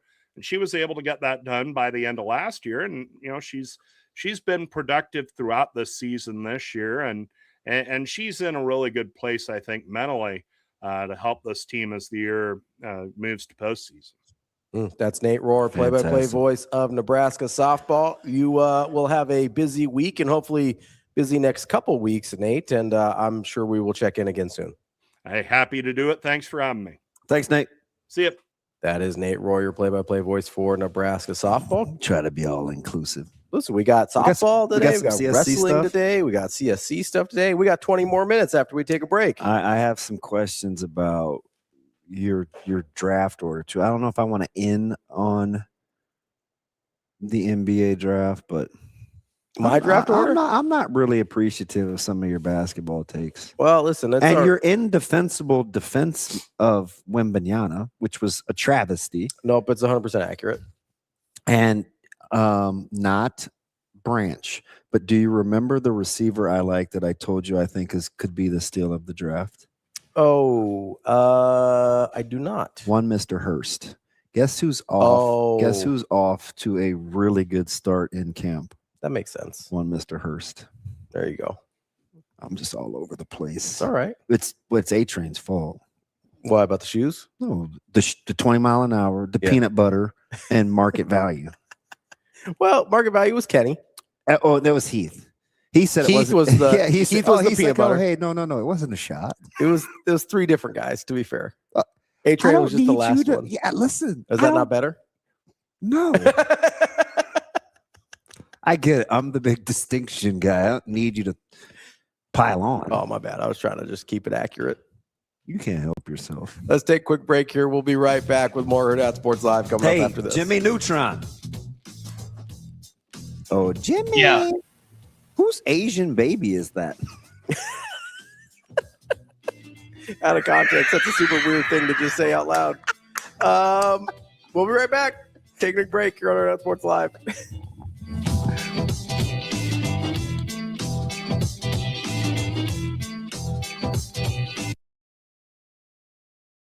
I think, like I said, very first, we began with the end in mind, and that's the reason that we scheduled and post preseason the way we did, hoping to secure a top 8 seed for the potential to play ourselves in a position to, here we are now, everything is in front of us that we set our goals to be, and now we just got to get really back to one pitch softball and all the things that got us here. But absolutely, as I look back on it, it's been built out with a lot of intention. Yeah, I think it's just doing what we've been doing and not really letting the noise be noisy. The fans can do that, and we appreciate the fans. But in order for us to really hone in and be the best performers that we can, we kind of got to stay quiet. And quiet and focused, intentional, head down, sleeves rolled up, working.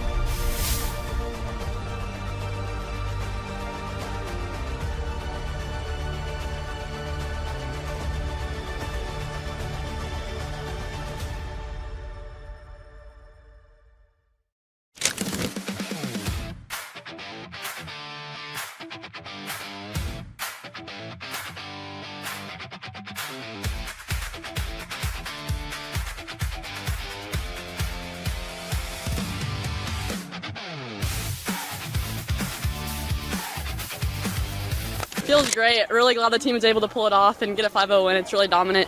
It's ready for the next games. Did you expect it to be as dominant as you guys ended up being today? No, but I'm really proud of us, proud of our team, so got to get the next ones and win the next ones. How big was Molly's first goal there in the start of the first half, just getting it right off the bat in those opening 5 minutes? It was awesome. She really started us off strong, and then the momentum just kept going. You've kind of been the fire starter for this team offensively all year round. What led to some of your success today?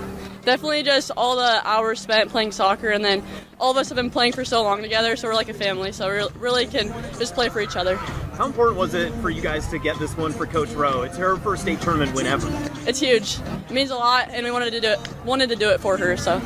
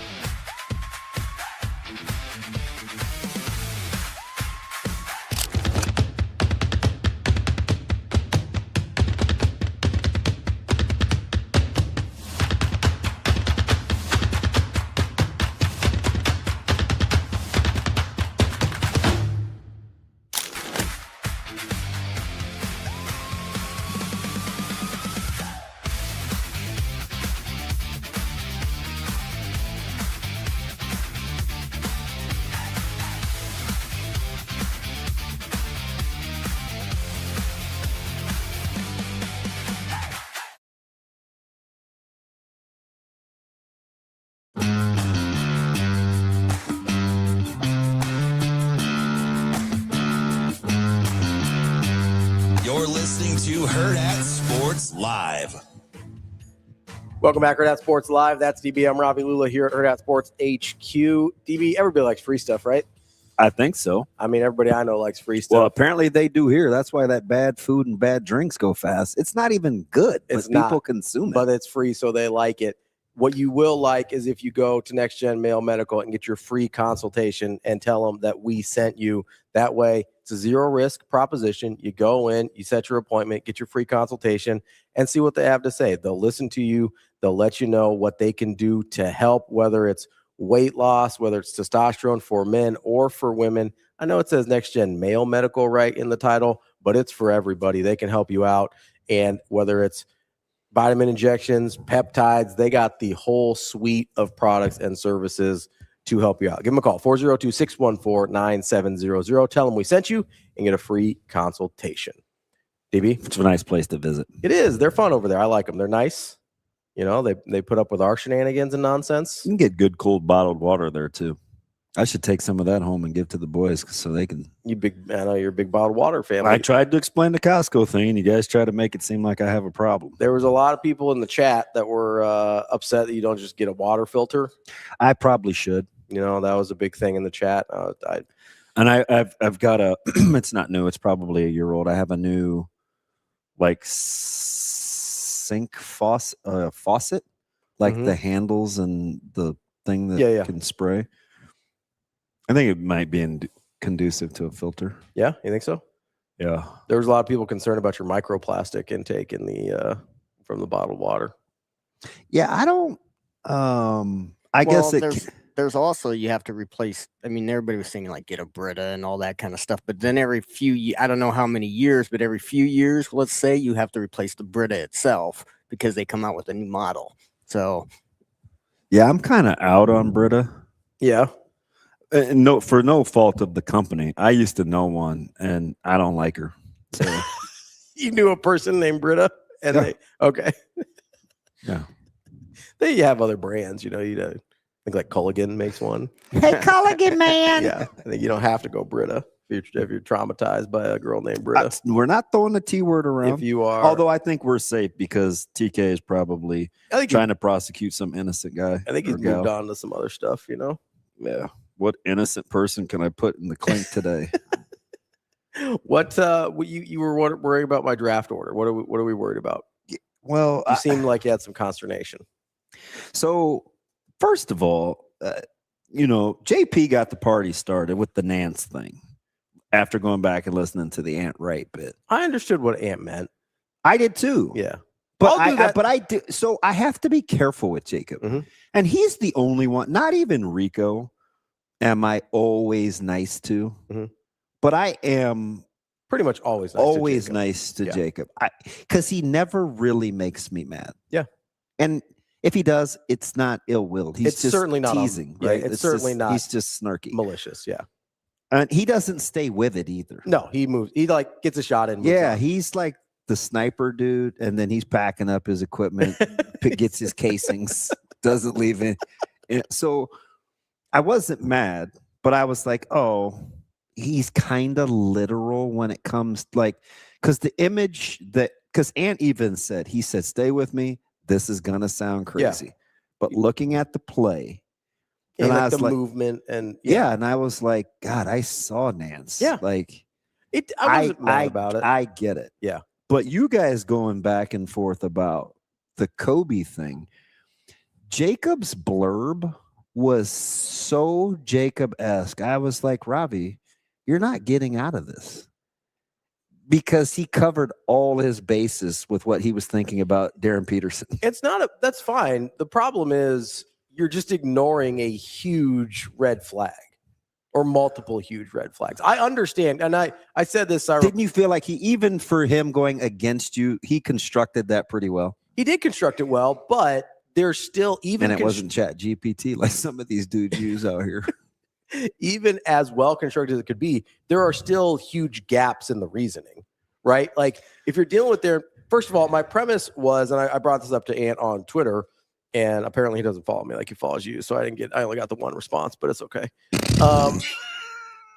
I go, hey, like it is what it is. I'm having a hard time wrapping my mind around the Kobe 2.0 thing because like you can say like, what do you call him? Next gen or new gen? He said next gen, I think, or new gen, one of the two. I have next gen on the brain. Same, always do. But I think same sentiment either way. You got it on the PP. On the what? Never mind. If you have that problem, they can help you there too. But it was the funny thing about that. Yeah. So HP. Yeah. And we tell Shane not to Google that word. Yeah. Isn't it funny the name of that shot that they have? Yeah, it is. I wanted to screenshot it and send it to him, but I didn't want people thinking I had a boomerang. I was like, no, this is for somebody else. This isn't for me. This is for a friend of mine. Isn't HP a printer company? Sure. Yep. They also used to make cars. I was like, oh, that's really a thing. Yeah. So that's a sidebar. Sorry. Anyway, I'm trying to get back to Kobe 2.0 here. So next gen. That was the problem that I had with kind of because like a lot of times people be like, oh, he's a poor man's Kobe or Kobe Light or Diet Kobe or whatever. The Kobe 2.0 makes it sound like you think he's better or an advanced version of. No, 2.0 just means next model.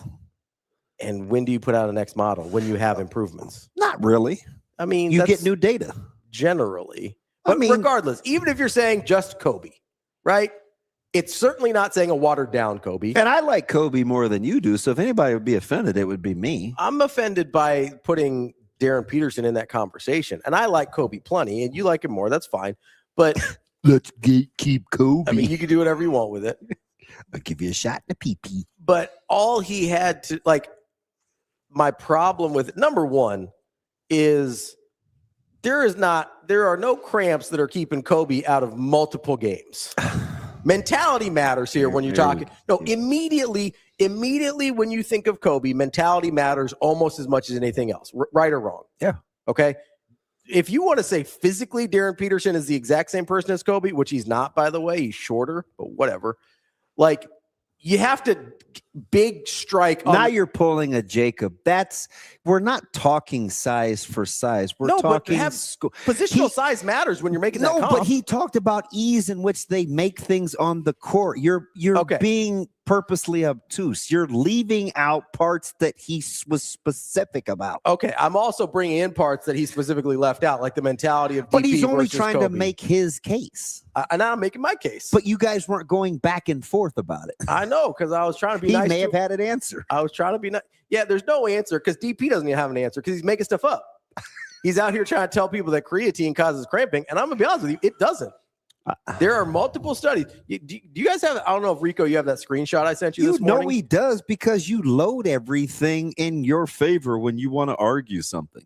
Yeah, you're literally the exact same thing you said Ant was doing just now. No. First of all, that was on the fly. So you got the opportunity to get all the data. Yeah. He's gone. I mean, I knew about the creatine thing already, but yeah. Do you think I'm pretty good with stuff about in the body? Sure. Okay. So are there varying levels of how you and I talked about this because I said, hey, Nick over at NextGen likes this creatine. It's next level. He said creatine has come so far. The holding of water and water weight isn't really a thing anymore. Correct. People worry about water retention with creatine. That was 2 weeks ago. I asked the question, and I'm pretty up on that stuff. Yeah. Right.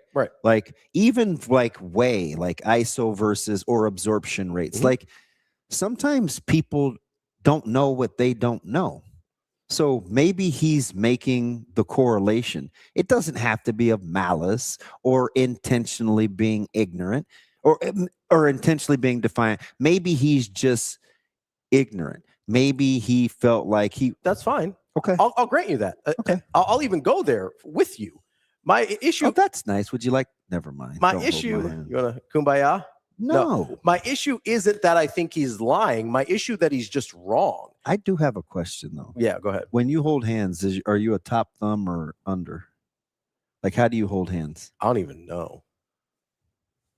I interlock in church. He's trying to make moves during the prayer circle.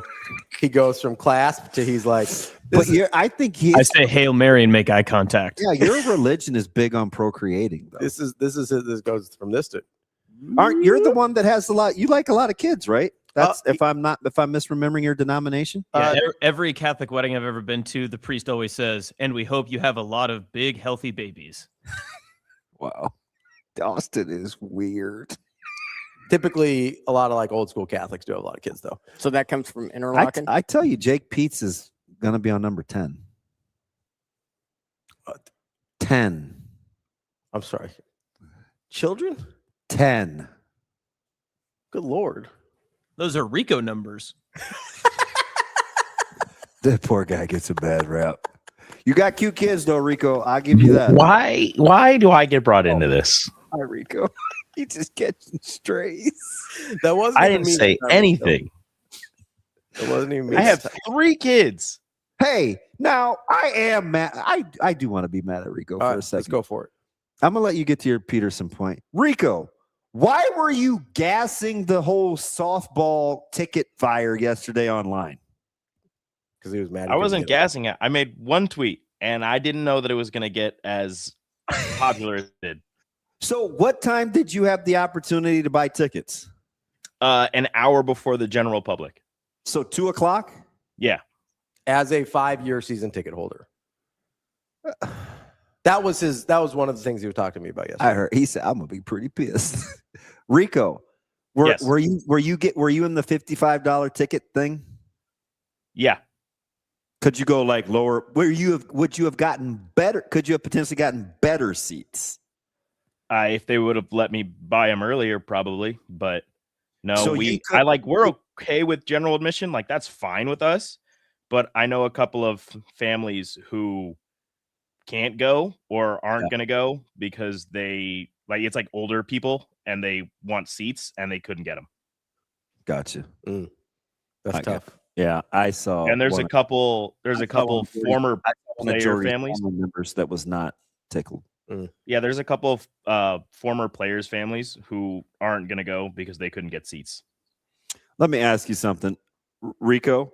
So, if at a bowl game, should players get more or less of an allotment than they normally get? What do they normally get? 4. I think that's fine. Okay. Maybe a little bit more, depending on where the bowl game is. I always think we lose a little control when it's NCAA sanctioned events, is my point. Mm-hmm. Yeah, even if that's your home stadium, you lose autonomy over what's happening. But I hear both sides of it. I just didn't want my man Rico upset. I can't have him in the fray.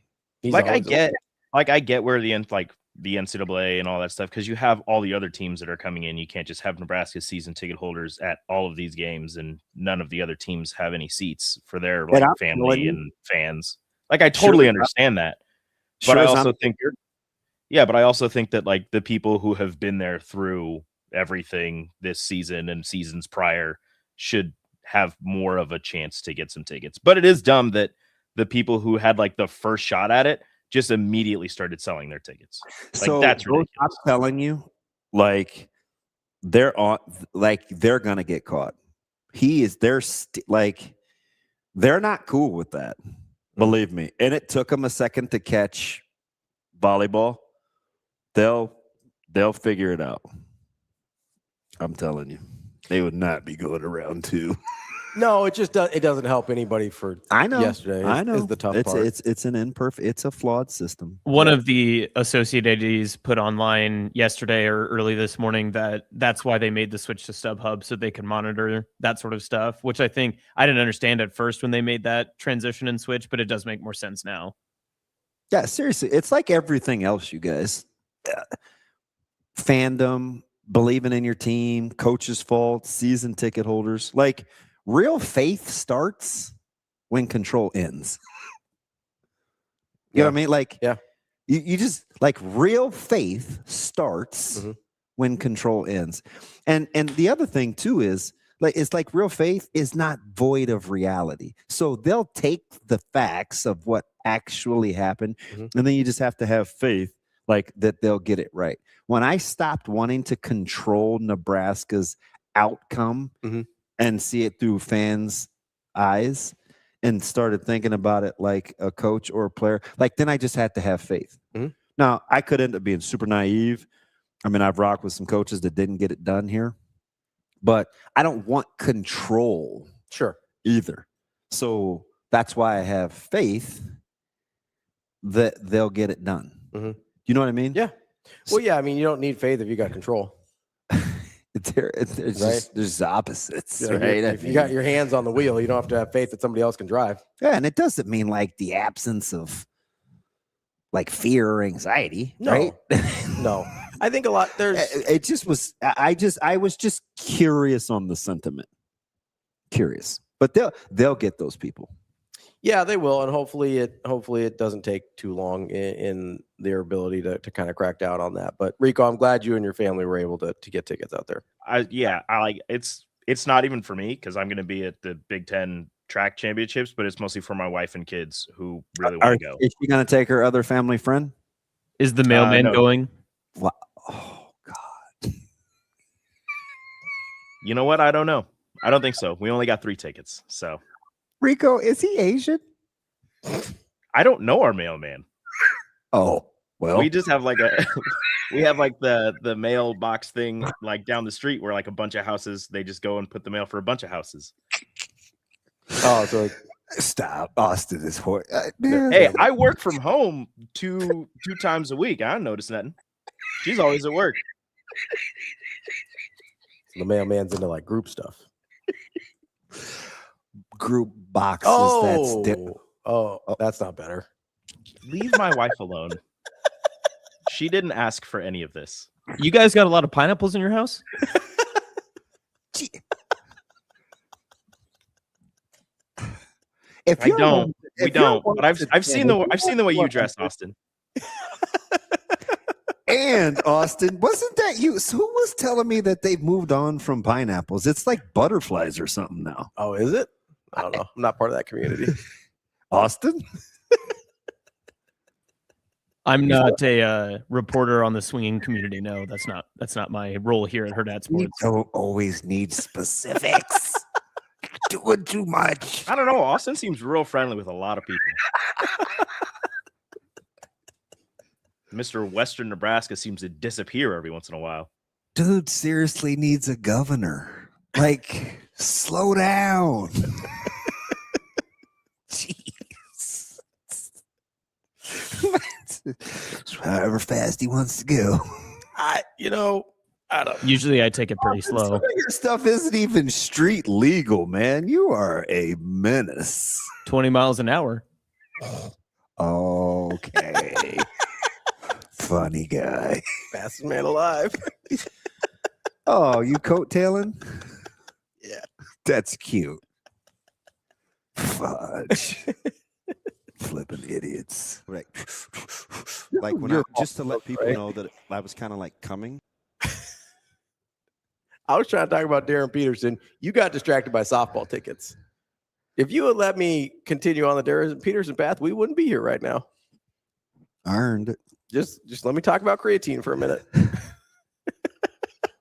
It's fine. I don't even know how to peel them. I bought a fresh one, JR, and I don't even know how to peel it. A pineapple? Yeah, I need the auto core thing. What you're supposed to do is you're supposed to chop the top off and chop the bottom off and then like do the sides. Yeah. But you need like a pretty aggressive knife to do it. I have beautiful knives. Yeah, you should be able to do it. But I've been researching and I think I need to go with the poo food, anti-poo, eating your poo food. I don't know if pineapple works. Oh, it wasn't working for Bella? I didn't do it long enough. Well, then how do you know if it not working? Because Micah said he caught her the other day. And she hasn't done it for me. I smell her face like every day. But if you stop doing it, then it's not really the pineapple's fault, is it? I don't know enough yet. I bought it yesterday. I just haven't sliced it yet. I'm willing to try again. God, I hate all three of you guys. You can't no, blame it Rico's fine. You can't blame it on the pineapple when you didn't try it. I don't know. What did I do? I didn't do anything. You're fine. Just half of you. Like the full half. The full half. Well, I guess that's true. There is such a thing as a full half, but that's just weird designation. Yeah, it's a weird way to say it. Out on you and Neutron. What did I do? Suave. You're you. Well, seems personal. You're gonna lecture me about creatine here in a second. No, I was just gonna I was gonna actually agree with you that it could be an ignorance issue because creatine does in fact not cause cramping. So it could have been like, hey, he's taking creatine and working out really, really hard in a way that maybe he hasn't before, and that was causing the cramping. Because here's the thing, even if creatine did cause cramping, right? Because he's talked about how traumatizing that this incident was back in August. Even if I think he used that word. I think he used the word traumatizing. I'm not trying to be a dick this time. But he talked about how like he thought he was going to die. Like he talked about how like it was a traumatizing incident for him. If that is the case, I'm sure he then stopped taking the creatine. Creatine doesn't stay in your body that long that he'd still be having issues in December. That's not a thing. Even if the other thing that isn't a thing was a thing. Like even if the first part that is not true was true, hey, you the guys, second part still doesn't make sense. Will the Darryn Peterson slander go on longer or shorter than Bo Jackson and Deion Sanders? Probably longer because he's going to be in the NBA and still play actively. So that's going to be a problem. But here's the other. Deion's still coaching. Yeah. Bo's still alive. Yeah, he's just going around doing things. Be like, yeah, I couldn't work out because I got too muscular. I don't care, Bo. Well, that sounds familiar. The problem with DP, Shane would know. The problem with DP is not just the cramping and all this other stuff. It's that, okay, if it wasn't the creatine, which I'm pretty confident it wasn't, A, what was it? Because that's a concern and an X factor we don't know about yet. And B, when he did play over 25 minutes a game, his shooting percentages dropped by like 10%. So you're trying to say he wasn't in elite level fitness? What I'm saying is there's something here that doesn't make sense that we're all just okay with. Like being an elite level talent. Being an elite level talent and taking him number 1 overall and comparing him to Kobe and all these other things. It's like, okay, maybe, and Jacob brings up, he looked way different in high school than college. Isn't that a concern? We wash over that like it's a positive. I think Jacob's point was it could be a one-off. Okay, but if the data points you have at the highest level of competition look so dramatically different, but than what there's you look no like telling when you could have the one-off. I mean, we've seen Baker Mayfield have a bad year in the middle of good. Like I don't know about that. I understand that. I'm not saying it is a full deal breaker. I'm saying it is the most recent and highest level of competition we have him facing at. And his game changed dramatically by the admission of a guy like Jacob who saw him in high school. his game changed dramatically from then to Kansas in a way that Jacob has told me he finds inexplicable. That's not concerning if you're talking about a number 1 or 2 overall pick. Like, what are we doing here? As long as he doesn't go to Sacramento, I'm okay. I think there's a lot of places he shouldn't go that like are not good fits for him, like that he would need. Because I don't think he's as foolproof as some people do, obviously. I don't think he's like, I'm not taking him off my draft board. I'm not taking him. Honestly, like if you want to know what my order is.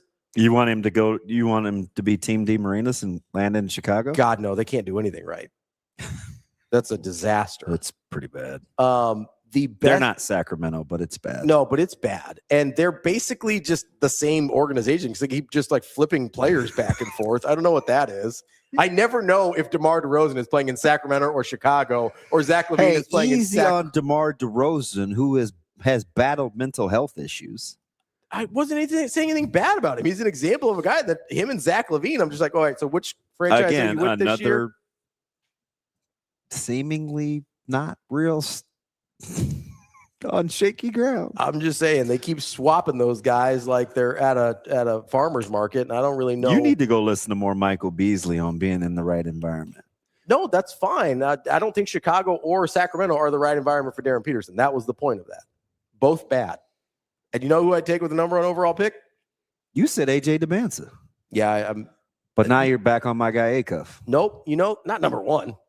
You know who I said? You guys are funny, man. Don't you just want to hit on your pick? No, that's why I changed. Basketball ain't like goddamn football where you can't take a free safety number 1. This is why I changed my pick. Because I said this when DeMarinis and I were having this conversation. I said if I had enough stones, I would take this guy, and now I have enough stones. I'm taking Caleb Wilson number 1. Full stop. No, he's gonna be a great player. Like full stop. I'm taking I don't care if it's 1 or 4 or where he's supposed to go. I think Caleb Wilson is the best guy in that group. I'm taking him. That's it. Okay. That's your guy. Caleb Wilson. You're a big North Carolina guy, I know. I love Caleb Wilson. Those are great Jordans too, by the way. Thank you. That's probably the only thing you've ever worn that I was going to ask you for. There's an outside chance at the watch, but the face was too big, and I don't like a tan mark. But then I was like, I could ask for the watch because I don't go short sleeves anyway. Then it's too convoluted, so I didn't ask. Would you like to know my thought process? Lucky for me, I don't think we were the same size. So I'm 11.5. Where you at? 10.5. Oh, yeah. Those things would be a little tight on you. And then it's not worth hurting. Yeah. You can get the watch resized. You'd be fine. You want me to say, hey, can you make a smaller face? Goofball. Can't shrink the face. Matter of fact, shut your face. Jeez. No, I said you get it resized. What to do what? It's not the band, it's the face. Oh my God, Shane. Hey, you went over on this. I'm just here for so I don't get fined. That's all I'm here. My God, Robbie. I just love how he doesn't talk the entire time, and then he's just like, I've got opinions now. I'm shrinking the face of a watch. I didn't say you're shrinking the face of the watch. Then why do you keep talking about resizing I it? said the face was too big. The band is No one is fine. talking about the band except I you, am. Shane. For absolutely no reason whatsoever. It's I know. because his wrist size is about the size of a marker. One of these? Hey, that's the secret. You guys love me. I know Carol does. Actually, he'd be the first to Yeah, not. about 5, 4, 3, 2, 1. Comment. What do you say? For the love of God, don't let Shane draft me. There's the foul. And he doesn't say anything mean about anything. No, he doesn't. Except the other 3 yahoos in here. For the love of God. All right. Well, that's the show for today. Hell. That's DB. I'm Robbie Austin Lulla. in timeout. Hopefully he's back tomorrow. We'll be back tomorrow. Can I play the music better? Yeah, go ahead and play the music, Shane. I'll work on resizing DB's watch while we're doing this. It's fine. Shrink the face. It's very simple. Big face guy. Not hard to do at all. That's the show. That's DB. I'm Ravi Lulla. We'll be back tomorrow morning at Sports Live.